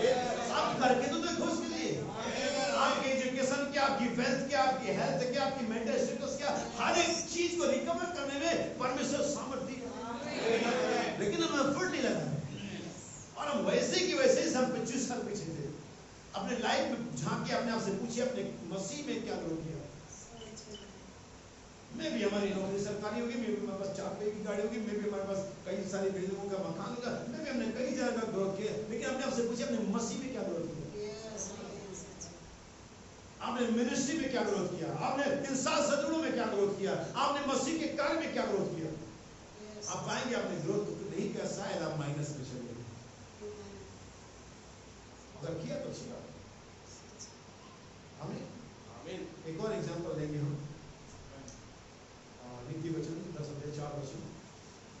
इंग्लिश में पढ़ेंगे इसे। Proverbs chapter 10 verse 4।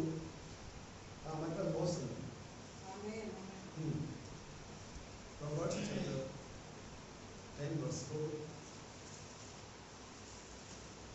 He became poor that dealeth with a slack hand. और जो अपने काम पे ढिलाई करता है वो क्या हो जाता है?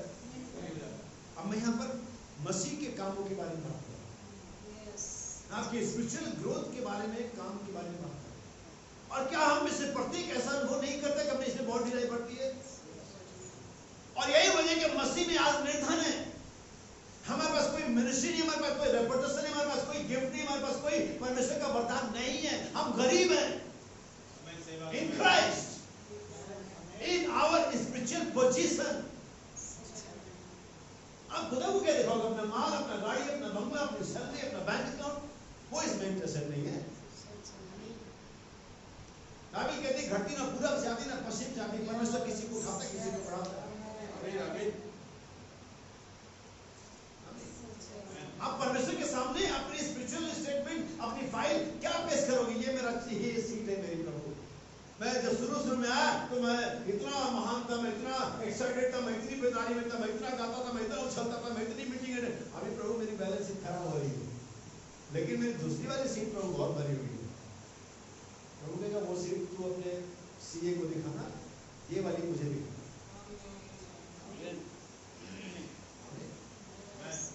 अपनी वेल्थ वाली सीट सीए को दिखाना, अपनी स्पिरिचुअल हेल्थ वाली सीट मुझे दिखाना। यहाँ पर तेरा क्या रेसिप चल रहा है? वो जो अपने काम में ढिलाई करता है क्या हो जाएगा? निर्धन हो जाएगा, गरीब हो जाएगा। जो आपके पास पहले कभी मसीह में हुआ करता था वो अभी भी नहीं होगा। आप इंक्रीज नहीं होंगे, आप डिक्रीज हो जाएंगे।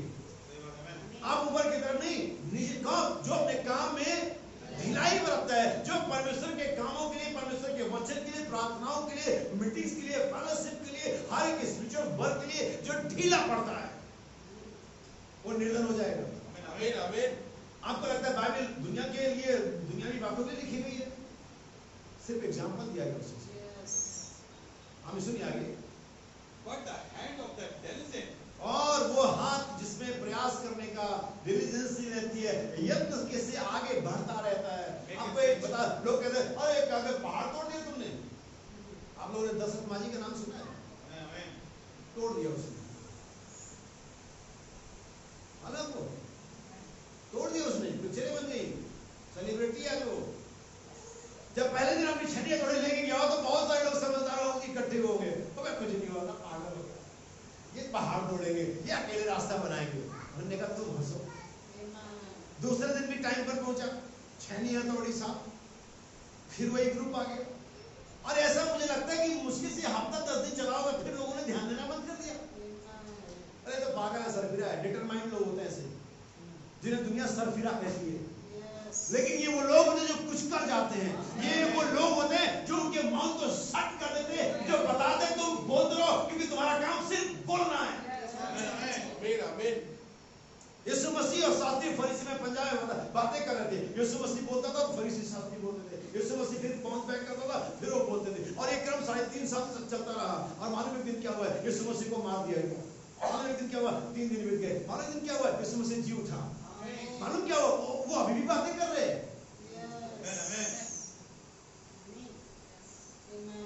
समझ में नहीं आई? उनका काम बातें करना था, यीशु मसीह का बातों से काम करना। यीशु मसीह मर के जी भी उठा, वे बातें ही कर रहे हैं। बातें करने वाले बातें ही करते हैं, कि जो प्रयास करता है, जो प्रयत्न करता है, वो आगे बढ़ता है। हालेलुया। दशरथ माझी ने तोड़ दिया पहाड़ को, बना दिया रास्ता, शॉर्ट कर दिया लॉन्ग डिस्टेंस को। एक व्यक्ति था जो मसीह को नहीं जानता है। एक व्यक्ति ने अपनी पत्नी, अपने गांव के लोगों के लिए किया। लेकिन आज हमारे बीच में इस सारे मसले में जीवन मृत्यु का सवाल है। अगर आप प्रयत्न नहीं करेंगे, चर्च में बड़े बड़े मर जाएंगे।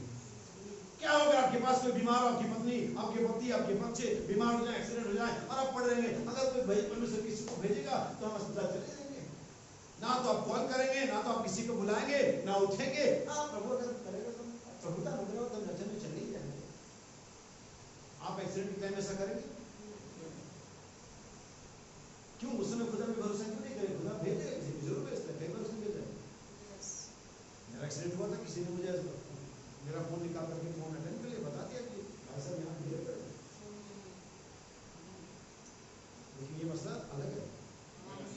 बाइबल कहती है हर प्रकार का यज्ञ उनका। मैं चाहता हूं भाई आप उस कोड को पढ़े जो मैंने आपके पास भेजा है। उस कोड को पढ़ने के समय ही मैं इस रेफरेंस को आपको पढ़ना चाहूंगा। रोमियो उसका 14 अध्याय उसका 19 वचन। रोमन्स जब तक भाई इस कोड को निकालते हैं, रोमन्स अच्छा आप इसे पढ़े, रोमन्स चैप्टर 14 वर्स 19। रोमियो 14 अध्याय 19 वचन। इसलिए हम उन बातों में लगे रहें, उन बातों में लगे रहें। सुनिए, जिनसे मेल मिलाप, ये लिखा हुआ है, सही अनुवाद में पढ़ेंगे। यहाँ पर कोई सेम वर्ड है, अफर्ड, लगे रहने का मतलब हम उन बातों में लगे रहें जिनसे मेल मिलाप, यानी कि हमें उस बात का एफर्ट करना है जिससे लोगों का मेल मिलाप हो। लेकिन प्रॉब्लम मालूम क्या, मैं फिर से दुखी रख पे हाथ रखने जा रहा हूं। हम उन बातों में एफर्ट लगा जिससे फूट लूं। हम वो बातें शेयर करेंगे जिसके प्रति जिससे दो लोगों के मन में मनमुटाव, संदेह और दुर्भावना पैदा हो।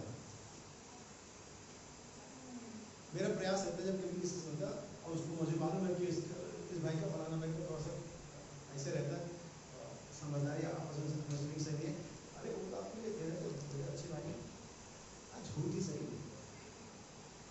लेकिन मिला तो उनको क्या दिक्कत है, वो तो आपके बारे में सही कह रहे। मतलब कुछ ऐसा करो कि उनके मन में नहीं है कुछ मैं ही गलत सोच रहा हूँ, ऐसा है। अभी क्या लगा, आप किसी के बारे में कुछ बोलते हैं तो वो बोले जो सही है, जो अच्छा है, वो बात शेयर ना करें, वो बात ना बोले जो गलत है। अगर आपको बोलने का इतना हिम्मत, इतनी साहस है, मैं सच बोलता हूँ, उसी से बोलो ना फिर। तब तुम्हारी हिम्मत देखता तुम्हारे के अंदर में कितनी हिम्मत है। उसी से बोलो जो गलत है, उसमें हिम्मत नहीं है। हम कायरों के बीच में जो दावा करते हैं हम सच बोलते हैं, लेकिन गलत जगह बोलते, सही जगह बोलते। स्वाभाविक है उन बातों में लगे रहें जिनसे क्या हो, मेल मिलाप हो। सुनिए आगे, ठीक है, एक दूसरे का क्या हो, आपको इस बात का प्रयत्न करना है, मुंह नहीं मोड़ना इससे। मैं क्या जानूं, ये मैं क्या जानूं हमेशा पिलातुस है। मुझे क्या मतलब, मैं नहीं जानते धर्मी है, धर्मी है, ये हमेशा पिलातुस है, ये हमेशा ही पिलातुस है। हमें सुनिए, the angel of the covenant, प्रभु वाचा का दूत के संदेश से नबी कहता है, and sometimes और बहुत सी बार some of your own household और अपने ही परिवार के लिए, अपने will be the परिवार के one लोग will be the one that will disgrace you first. और आपके ही परिवार के लोग कई बार आपको निराश करते हैं। When you are claiming God's promise for yourself, जब आप अपने परमेश्वर की प्रतिज्ञा को अपने लिए दावा करते हैं, तो आपके ही लोग होते हैं जो आपको निराश करते हैं कि आपको कहेंगे ऐसा कुछ भी नहीं। बाइबल में कहते, सुनिए, but then any man लेकिन जब कोई भी ऐसा व्यक्ति that deeply sincere गंभीरता पूर्वक as you जैसे कि आप हैं, and anyone of here tonight और जो भी आज सुबह यहाँ पर है, वहाँ पर रात्रि के लिए यहाँ सुबह है, would be to come in here जो यहाँ आता है deeply sincere, और गहरे गंभीरता पूर्वक, then God's under obligation that तो to you. परमेश्वर इस बात के लिए जवाबदेह है आपके लिए। Amen. हाँ, If you have made your effort, अगर आप अपना प्रयास करते हैं, यही बात जो मैं शुरू से बताने की कोशिश कर रहा हूँ, अगर आप अपना प्रयास करते हैं, जैसे जक्कई ने किया, जैसे सिबा की रानी ने किया, आमीन, बहुत सारे एग्जांपल दे सकता हूँ। तो अगर आप अपना प्रयास करते हैं, then God is under obligation तो to make. परमेश्वर इस बात के लिए जवाबदेह है, प्रतिज्ञाबद्ध है कि वो अपना एफर्ट लगाए। Amen, amen, amen. लेकिन अगर आप एफर्ट नहीं लगाते हैं और अपने ही परिवार के लोग या किसी की निराशाजनक बातों से हताश होकर पीछे जाते हैं, परमेश्वर कहता है कोई इसके पास कोई वेदना ही नहीं, इसके पास कोई झील नहीं। और परमेश्वर किसी ऐसे व्यक्ति को नहीं चाहता इसके पास कोई वेदना ना हो, कोई झील ना हो। परमेश्वर चाहता है कि हमारे पास एक ज्वलंत हृदय हो, एक उत्साहित हृदय हो।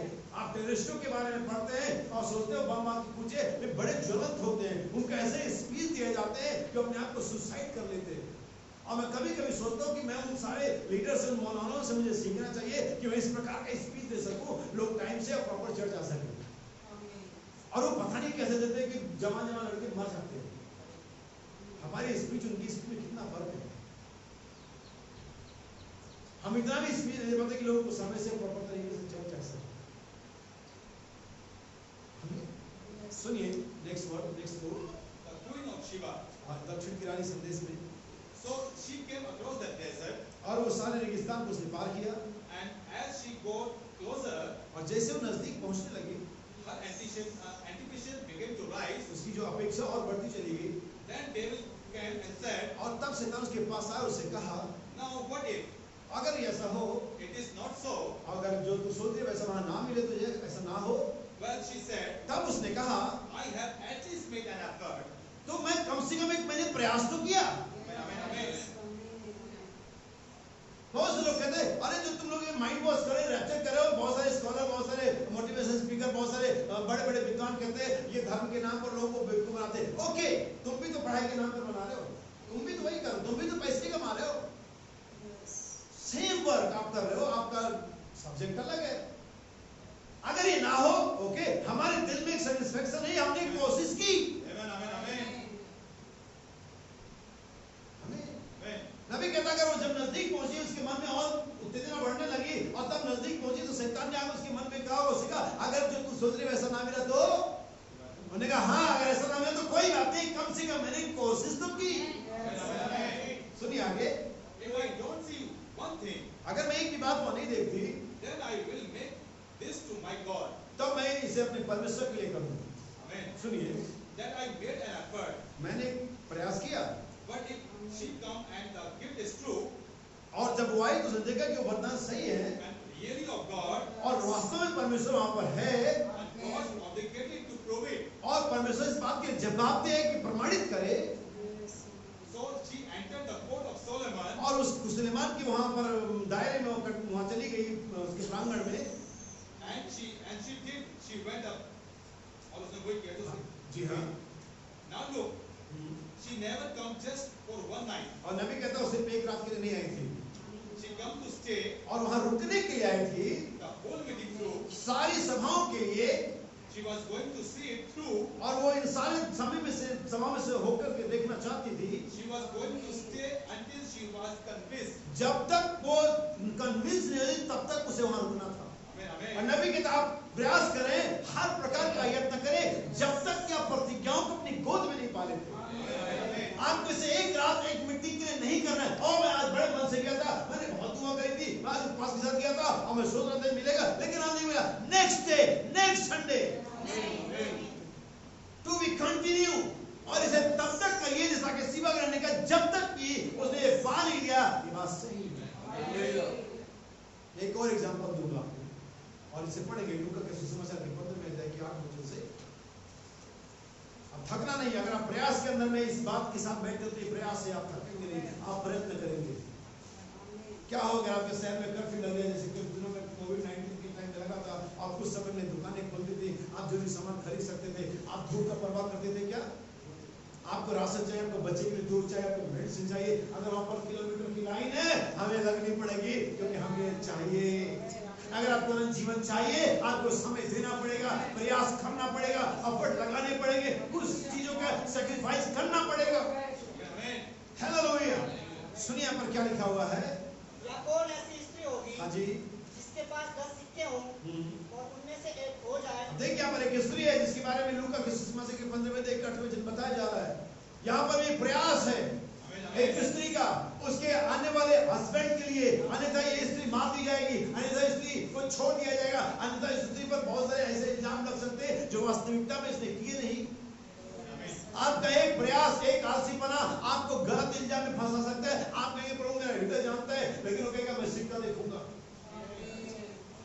उस मिस्र की काली रात में वो हर एक यहूदी आकर के मूसा को साइड में लेता, नबी ऐसे कहता है, और साइड में आकर उसे कहता देख मेरा खतरा हुआ है। मूसा सर होता बच्चे वो खतरा नहीं, लहू देख रहा है। आज हम ऐसे प्रयास कर रहे हैं, प्रभु मेरा हृदय जानता है, प्रभु कहता सिक्का,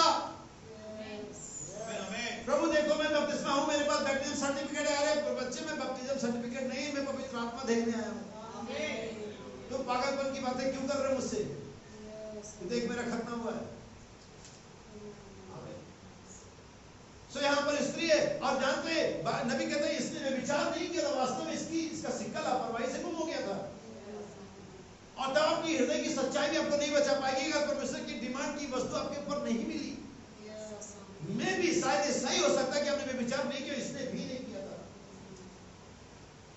व्यभिचार करने पर सिक्का रख दिया जाता था।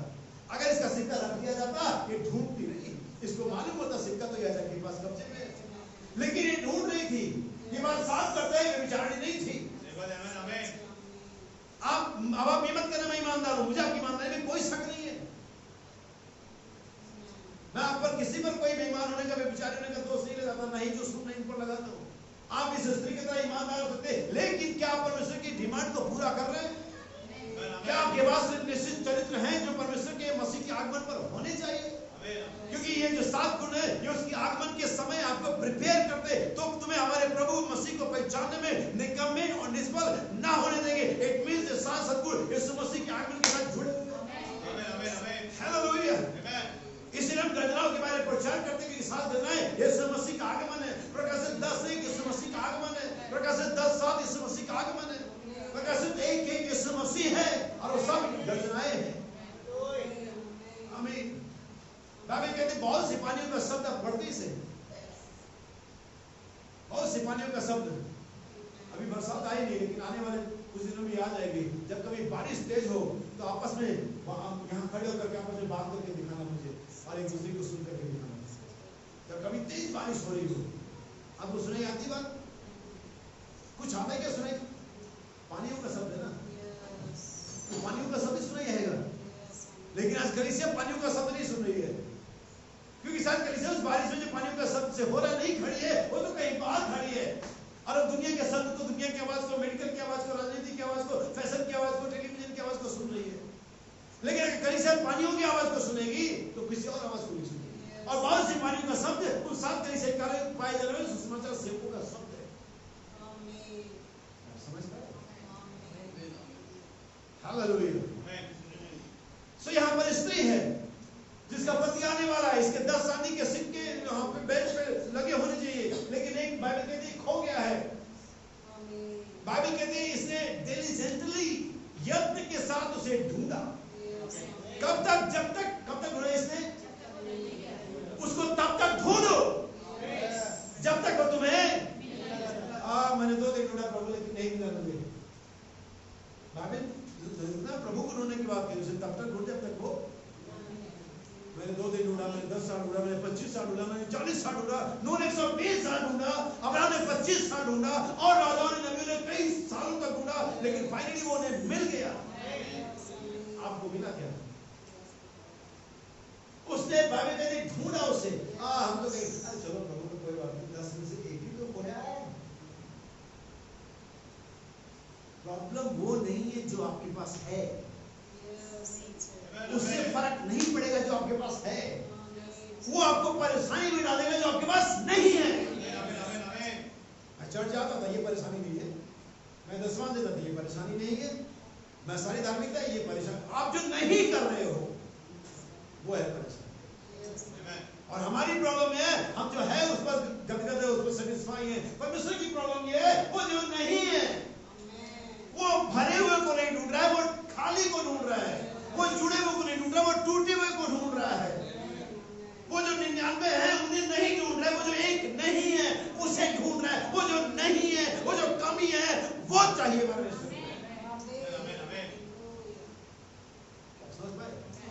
सो स्त्री कैसे ढूंढ रही है?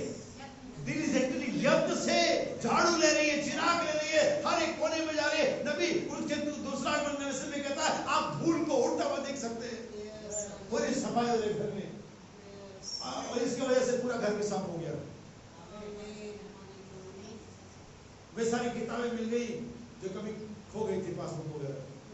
इनका तो मिला ही मिला, और भी चीजें हाथ आ गई। हमें ये नहीं हो सकता आप प्रभु को ढूंढे और आपको और चीजें ना मिले, लेकिन ये हो सकता है कि आप और चीजें ढूंढे, प्रभु ना मिले। हमें क्या थोड़ा और आगे बढ़े? आइए मैं आपके लिए एक वचन पढ़ता हूँ। दूसरा पत्रस 10 वचन, फिर इसी के 3 से लेकर 14 वचन को पढ़ेंगे। इस कारण है भाइयों, इस कारण है भाइयों, यहाँ पर एक कारण है। हाँ, इस कारण है भाइयों, अपने बुलाए जाने और चुन लिए जाने को, अपने चुन लिए जाने को सिद्ध करने का, हाँ जी, भली भांति यत्न करो। Make sure your calling and election। कैसे करोगे? यत्न से बुलाए जाने को, चुने जाने का साबित करने के लिए, श्योर करने के लिए, निश्चित करने के लिए आपको यत्न करना है। आमीन आमीन आमीन। आप बुलाए गए, ओ मैं चर्च में आ गया, मैंने बपतिस्मा ले लिया, ये श्योर नहीं करता, ये सिर्फ इंडिकेट करता है, ये सिर्फ इंडिकेट करता है कि शायद आप बुलाए गए हैं, श्योर नहीं करता। ये जल का बपतिस्मा श्योर नहीं करता, ये चर्च की सदस्यता श्योर नहीं करती है, धार्मिकताएं पूरी करना श्योर नहीं करता। इस श्योर क्या होता है? रोज यत्न करना, हर एक बिहेवियर में, हर एक टॉक में, हर एक वर्क में यत्न करना। क्या बुलाए गए लोग हो? बाइबल कहता है बुलाए गए हो तो बुलाए गए लोगों की तरह ही चलो। अगर पवित्र हो तो वही काम करो जो पवित्र लोग करते हैं। अगर तुम दिन की संतान हो तो दिन की संतान की नहीं चलो। Make sure. ये बात ऐसे नहीं बनेगी। आप कहेंगे भाई लोग क्यों गला फाड़ रहे हो? मुझे फाड़ने दो, भले ही फट जाए, क्योंकि मुझे अपना काम करना है। आपको हले जाने के लिए, मुझे भी रास्ते में जाने के लिए जो मैं ये कर रहा हूँ, ये उसका एक यत्न का हिस्सा जो मैं कर रहा हूँ, क्योंकि मुझे भी रास्ते में जाना है। और अगर मैं ऐसा ना करूं तो मेरी सेवकाई पर मैं कलंक ले आता हूँ। वो अगर मैं आपको पूरी बात ना बताऊं, अगर आपको प्रकाशनों में लेकर के चलता रहूं और खाली भेदों और तिथियों और किलोमीटर्स के दायरे बताता रहूं, तो इससे आपको कुछ फायदा ज्यादा होगा नहीं। इसके दूसरे प्रचारक हैं, क्योंकि सभी को सब कुछ नहीं दिया गया। मुझे इस बात में कोई शर्मिंदगी नहीं, बहुत सारी हिस्टोरिकल प्रीचिंग मुझे नहीं आती, क्योंकि मैं वो नहीं हूं। आमीन। तीसरा अध्याय 14 वचन, सेम सेकंड पीटर। इसलिए है प्रियो, जब भी तुम इन बातों की आस देखते हो। अब ये अब तो किनको करना है? जो आशा देख रहे हैं, जो होप में है, जो आशावान है किसी ऐसे इवेंट के लिए जो भविष्य में प्रभु में वो एक्सेप्ट कर रहे हैं, एक्सपेक्ट कर रहे हैं, उनके लिए। जो एक्सपेक्ट नहीं कर रहे हैं वो बैठ सकते घर में, चेयर पे बैठ सकते, सोच सकते, जो चाहे कर सकते। लेकिन जो आशावान है, जो अपेक्षा करते हैं प्रभु में कुछ होने के लिए, उनको यत्न करना पड़ेगा। सुनिए फिर से, तुम इन बातों की आस देखते हो। तुम जो इन बातों की आस देखते हो तो यत्न करो। हाँ, अगर देखते तो यत्न करो, नहीं देखते तो कोई बात नहीं, मत करो, घर में बैठो। जब मन आए चर्च, जब मन आए ना हो, जब मन करे दुआ करो, जब मन करे ना करो। लेकिन अगर आप आशावान हैं तो यत्न करो। अब ये दिखाता है जो यत्न नहीं कर रहे हैं कि उनके पास वे परमेश्वर के वचन में तो, लेकिन उनको कोई अपेक्षा नहीं है। वे बस यूं ही आ गए। आप जानते हैं चर्च में बहुत सारे लोग यूं ही होते हैं। आप जानते हैं क्यों होते हैं? कई बार सर को जाते हैं क्यों है चर्च के सारे सिस्टम को पूरा घर लेके लिए। परमेश्वर ने यूसुफ को मरियम के साथ एंगेजमेंट करा दिया। यूसुफ का क्या मतलब था मरियम के साथ? यीशु तो कुंवारी से पैदा हुआ था, फिर उसके पैदा होने से पहले एंगेजमेंट की क्या जरूरत था? प्रोटेक्शन। बस इतना ही रोल था यूसुफ का कि मरियम बच सके, वरना यूसुफ तो पवित्र आत्मा से ही पैदा हुआ था। ऐसी बहुत सारी कलीसिया में लोग रहते हैं जिनके द्वारा परमेश्वर अपने फिजिकल प्रबंध को पूरा करता है। मुझे कहने दो, कठिन है। आप कहेंगे भाई क्या बात कर रहे हैं? मैं यकीनन ये बात बाइबल के संदर्भ में कर रहा हूं। पुराने नियम से लेकर के नए नियम तक परमेश्वर के लोगों के ग्रुप में समाज में इजराइल में कलीसिया में लोग ऐसे रहे जिनका उद्धार से कोई लेन देन नहीं था, लेकिन परमेश्वर ने प्रबंध को आगे बढ़ाने के लिए, अपने सिस्टम को करने के लिए, अपने लोगों को प्रोटेक्शन देने के लिए उनको साथ में इन्वॉल्व रखा।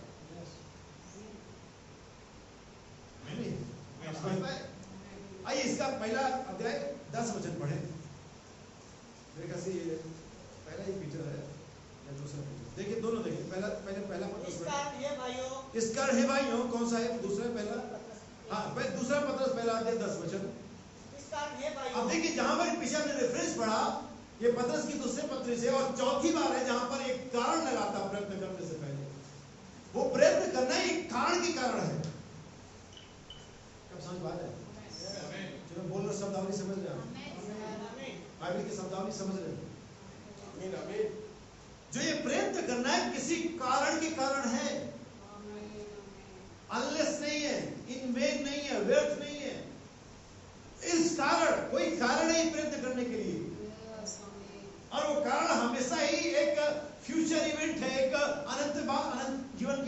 वो हम कारण हमेशा एक आत्मिक पहलू है। पीछे भी हमने 3:14 यही पढ़ा, हमने उससे पहले भी हमने यही पढ़ा और हमने 1:4 में भी यही पढ़ा। इस कारण हर प्रकार का यत्न करके, इंग्लिश में लिखा दिस वेरी रीजन। अगर आप पढ़ेंगे, क्या आपके पास इंग्लिश बाइबल है? 1 पीटर चैप्टर 1 वर्स 4। फिर हम 10 पर आएंगे।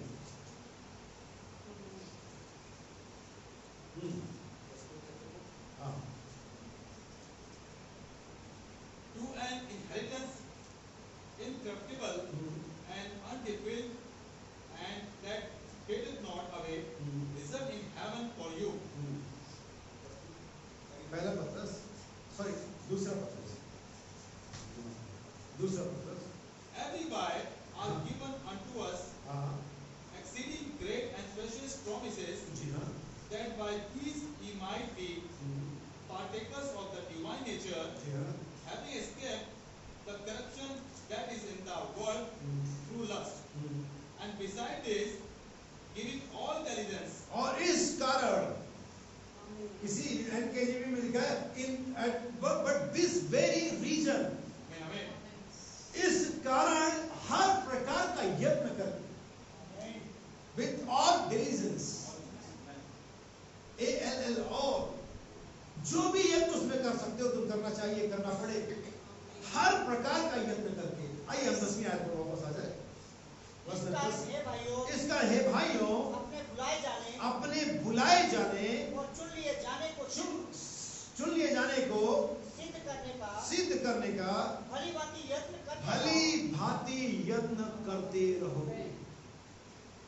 लास्ट वर्स पढ़ता हूँ, इसके बाद मैं वर्स नहीं पढ़ूंगा, सीधे आपके लिए नेक्स्ट इब्रानियों 4:11 वचन। कितने लोगों ने इस सारे कॉज पर ध्यान दिया?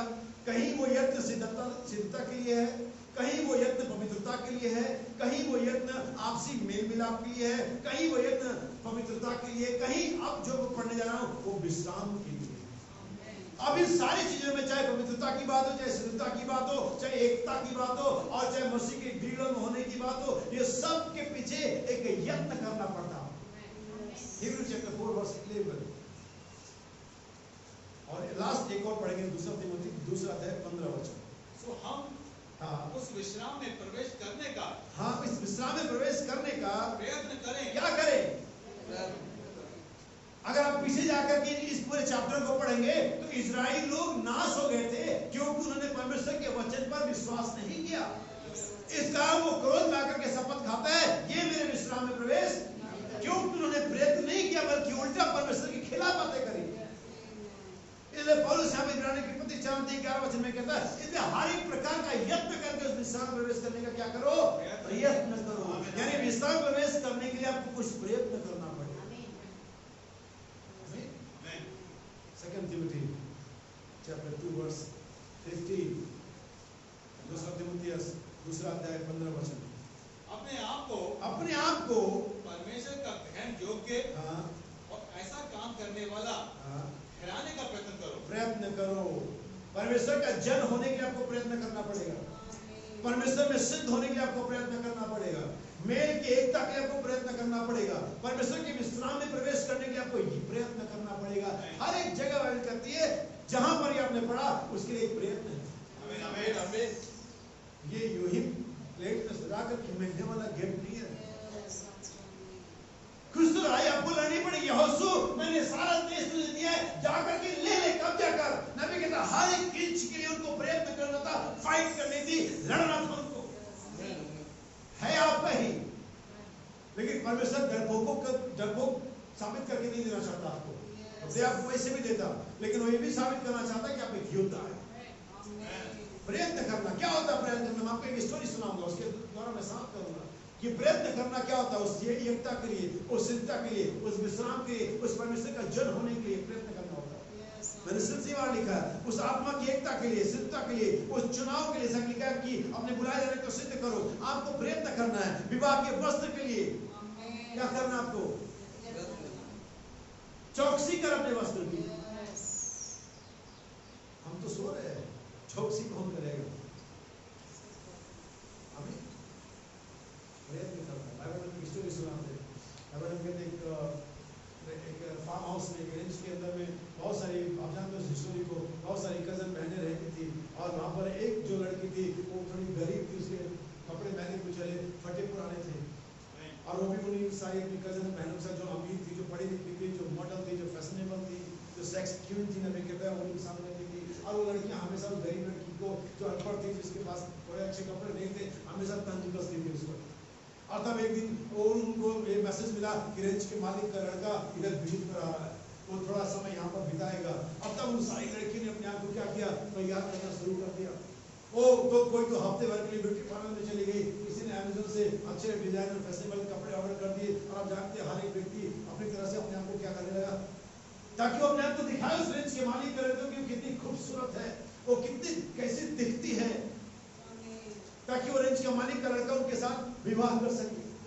लेकिन वो एक लड़की जो कुंवारी लड़की जो मैंने कुछ नहीं कपड़े पहनती थी, वो उसको जो काम था बर्तन धोने का या घर के साफ सफाई का जो भी था, वो बस अपने काम में ही इन्वॉल्व थी। वो कुछ ये नहीं दिखाना चाहती कि वो नहीं है।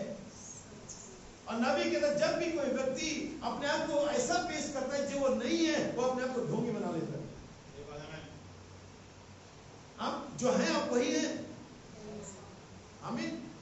नबी कहता तब आखिर वो रेंज की मालिक का लड़का वहां पर आया और उसने अपनी समय को वहां पर बिताया और हर एक जगह गया। उसने उन लड़कियों को देखा जो फैशनेबल थी, जो पढ़ी लिखी थी, जो अमीर थी, जिनके कपड़े बहुत अच्छे थे, स्टेटमेंट मेंटेन किया हुआ था। और उसने उस लड़की पर भी ध्यान दी जो चुपचाप सर झुका हुए अपने बर्तन को धो रही थी। नबी कहता उसने एक चीज देखा कि इनके पास आउटवर्ड ब्यूटी है जो बाहर है, लेकिन ये अंदर से बिल्कुल भी सौम्य नहीं है। आमीन आमीन। मुझे मालूम इसका इंग्लिश क्या होता है, लेकिन ये एक ऐसा शब्द है जो कोई ब्यूटी पार्लर आपको नहीं देता है। आपको सुंदरता देते, सौम्यता नहीं देते। सुंदरता के लिए बहुत सारे कॉस्मेटिक्स आते हैं, लेकिन सौम्यता के लिए नहीं आते। और इसको इंग्लिश में सौम्यता को क्या कहते हैं मुझे नहीं मालूम, सर्च करिएगा। सो उसने हर एक चीज को देखा और तब उस छोटी लड़की को भी देख रहा था जो सिर्फ अपने काम पर ध्यान लगाए हुए थी, जो इस बात से अनजान थी कि वो क्या सोचेगा मेरे, क्योंकि वो जो है वही है वो। और तब उसने इन सारे समय में वॉच किया, ऑब्जर्व किया कि ये लड़कियां मुझे प्रभावित करना चाहती हैं उन चीजों से जो उनके पास नहीं है। लेकिन वहां पर वो रेंज का मालिक, अब जानते हैं कि जो बड़े लोग होते हैं वास्तव में वो धन की तलाश नहीं करते, क्योंकि उनके पास ऑलरेडी होता है। वो कैरेक्टर की तलाश करते हैं। जैसा अब्राहम ने अपनी बेटी इसहाक के लिए किया था। अब्राहम ऑलरेडी बहुत धनवान व्यक्ति था, उसने कहा धन का प्रॉब्लम नहीं, वो हमारे पास बहुत सारा है, लेकिन तो देख कुटुंब में हो, ब्लड रिलेटेड हो, वो देख। वैसे परमेश्वर आज हमें ये नहीं देगा वो कितने धनवान लोग हैं, क्योंकि सारा धन उसके हाथ में है, सारी पहाड़ उसके हैं, सारे अभी बहुत सारे कोयले के खदान, सोने के खदान, हीरे के खदान अफ्रीका में खोजे गए हैं, और बहुत सारे ऐसे जो परमेश्वर जानता है कहाँ है। तो उसको आपके धन से मतलब नहीं है, वो तो कैरेक्टर तलाश कर रहा है। हम दिखाना चाह रहे हमारा चर्च कितना डेवलप्ड है, वहाँ पे कितना सारा जो सामान है। हम कई बार बहुत सारे मैसेज की चर्च को देखते हैं, बहुत बढ़िया डेवलप्ड है और बहुत इनकी ऑर्गेनाइजेशन अच्छा है, इनका सब कुछ अच्छा है। तो चलो हमारे पास कुछ अच्छा नहीं है, एक चीज अच्छा है, समझ हमारे पास कुछ भी अच्छा नहीं है, एक अच्छा है, ये समझ। और अगर वो अच्छा है तो बाकी चीजें भी अच्छी होनी चाहिए, अगर प्रभु की मर्जी हुई तो। लेकिन उसने जब उस छोटी लड़की को देखा और उसने देखा और उसके पास गया और उसने एक ही शब्द उससे कहा, क्या तुम मुझसे शादी करोगी? और नबी कहता ये शब्द उसके लिए गर्जनाओं की तरह थी, और बस उसने सहमति में अपने सर को झुका लिया। नबी कहता हो सकता है बातचीत हुआ और लड़की ने कहा मैं जैसी गरीब हूँ और मुझे तुम्हें मुझसे क्या मिलेगा, और वहां पर देखो। उन्होंने कहा नहीं मैंने सब देख लिया, मैं देखने के बाद ही सोची मैंने सब देखा है, उसके बाद ही मैं यहाँ पर आया। उसने कहा हाँ तो ठीक है, नेक्स्ट ईयर फलाने समय में फलाने दिन में मैं तुम्हारे पास आऊंगा। वो जो नेक्स्ट ईयर है, जो भी टाइम पीरियड था, नबी कहता वही वो जगह था, वही वो समय था जब उस लड़की को अपने आप को तैयार रखना, अपने आप को हर एक गंदगी से, एक अविश्वास से, एक विचार से, हर एक बात से बचाना था, अपने विवाह के वस्त्र को तैयार करना था। यही वो समय था जब उस लड़की को कुछ प्रयत्न करना था। आपने चुनाव के लिए प्रयत्न नहीं किया है, ना मैंने, ना आपने, ना किसी ने चुनाव के लिए प्रयत्न नहीं किया। हम तो ऑलरेडी चुने हैं, लेकिन जब वो आ रहा है तो क्या हम उठाए जाने के योग्य हैं? क्या हमने ऐसा प्रयत्न किया कि हम ऐसे हो सके कि हमें ले जाने में शर्मिंदगी महसूस ना करे, उसे सॉरी ना फील करना पड़े, उसे कोई कहने वाला तुम ये किसे ले जा रहे प्रभु? इससे बेहतर तो ये तो झूठ बोलती है, ये तो झूठ बोलता है, ये तो ऐसी है। वो ये प्रयत्न था जो उस लड़की ने उन सारे साल भर में किया। यही है जो उसके एब्सेंस में आज कलीसिया कर रही है, जबकि वो यहाँ नहीं है। फिर भी हम अपने आप को क्या कर रहे हैं, उसके आने के लिए तैयार कर रहे हैं। ये सात सतगुण हम उसके लिए क्या करते हैं, उसके आगमन के लिए तैयार करते हैं। अपने आप को सिद्ध करने के लिए प्रयत्न करो, अपने आप को पवित्र करने के लिए प्रयत्न करो, इस सात सद्गुणों के लिए प्रयत्न करो, परमेश्वर का जन होने के लिए प्रयत्न करो, मेल की एकता के लिए प्रयत्न करो। क्या करो? प्रार्थना नहीं, प्रार्थना उस प्रयत्न का एक भाग हो सकता है, क्या है भी, लेकिन आपको प्रयत्न करना है कि आप उठाया जा सके। जैसा मैंने बताया था, एक गोता को अपने जीवन में जाने कितनी बार सागर की तरह ही कर जाता है, गोता लगाता है ताकि एक मोती की तलाश कर सके।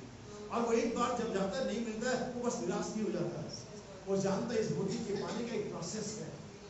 अभी नहीं मिला कोई बात नहीं, नेक्स्ट वीक में मिल जाएगा। अगली बार नहीं मिला, अगली बार जब मैं गोता लगाऊंगा मुझे ये मिल जाएगा। लेकिन वो कभी निराश नहीं होता, वो निरंतर प्रयास करता रहता है जब तक कि वो सिर्फ मिल नहीं जाता। आपको सिर्फ प्रयास करना है, प्रयत्न करना है, इन परमेश्वर के सारी चीजों को इसका सिद्धता के लिए, पवित्रता के लिए, आत्मा की एकता के लिए, उस विश्राम के लिए, उस परमेश्वर के जन होने के चुनाव के लिए हमें क्या करना है। जैसा सिबा के राजा ने किया, जैसा जक्कई ने किया, जैसा उसने ने किया, जैसा अब्राहम ने किया, जैसा डैनियल ने किया, जैसा और हर प्रकार का अपने विश्वास में और भाईचारे के बीच परमेश्वर के प्रेम को बढ़ाते चले जाओ। क्योंकि यदि बातें तुम में वर्तमान रहे और बढ़ती हुई चली जाए तो तुम्हें हमारे मसीह को पहचानने में कभी निकम्मे और निष्फल ना हो। यही है मेरा प्रयास जो मैंने किया है आपके लिए, जो प्रचार के सभी के लिए, मेरे और आपके लिए। हम सभी को यत्न करना है कि हम उठाए जा सके। हम सभी को यत्न करना है कि जब तुरंत फूंकी जाए हमारी देह बदल जाए, हमारे पास इतना विश्वास हो कि हम उस रैप्चर में जा सके। और आप सभी को आशीष दे, सब को झुकाएंगे और हम किसी भी भाई के साथ प्रार्थना करेंगे, जो भी भाई चाहे वो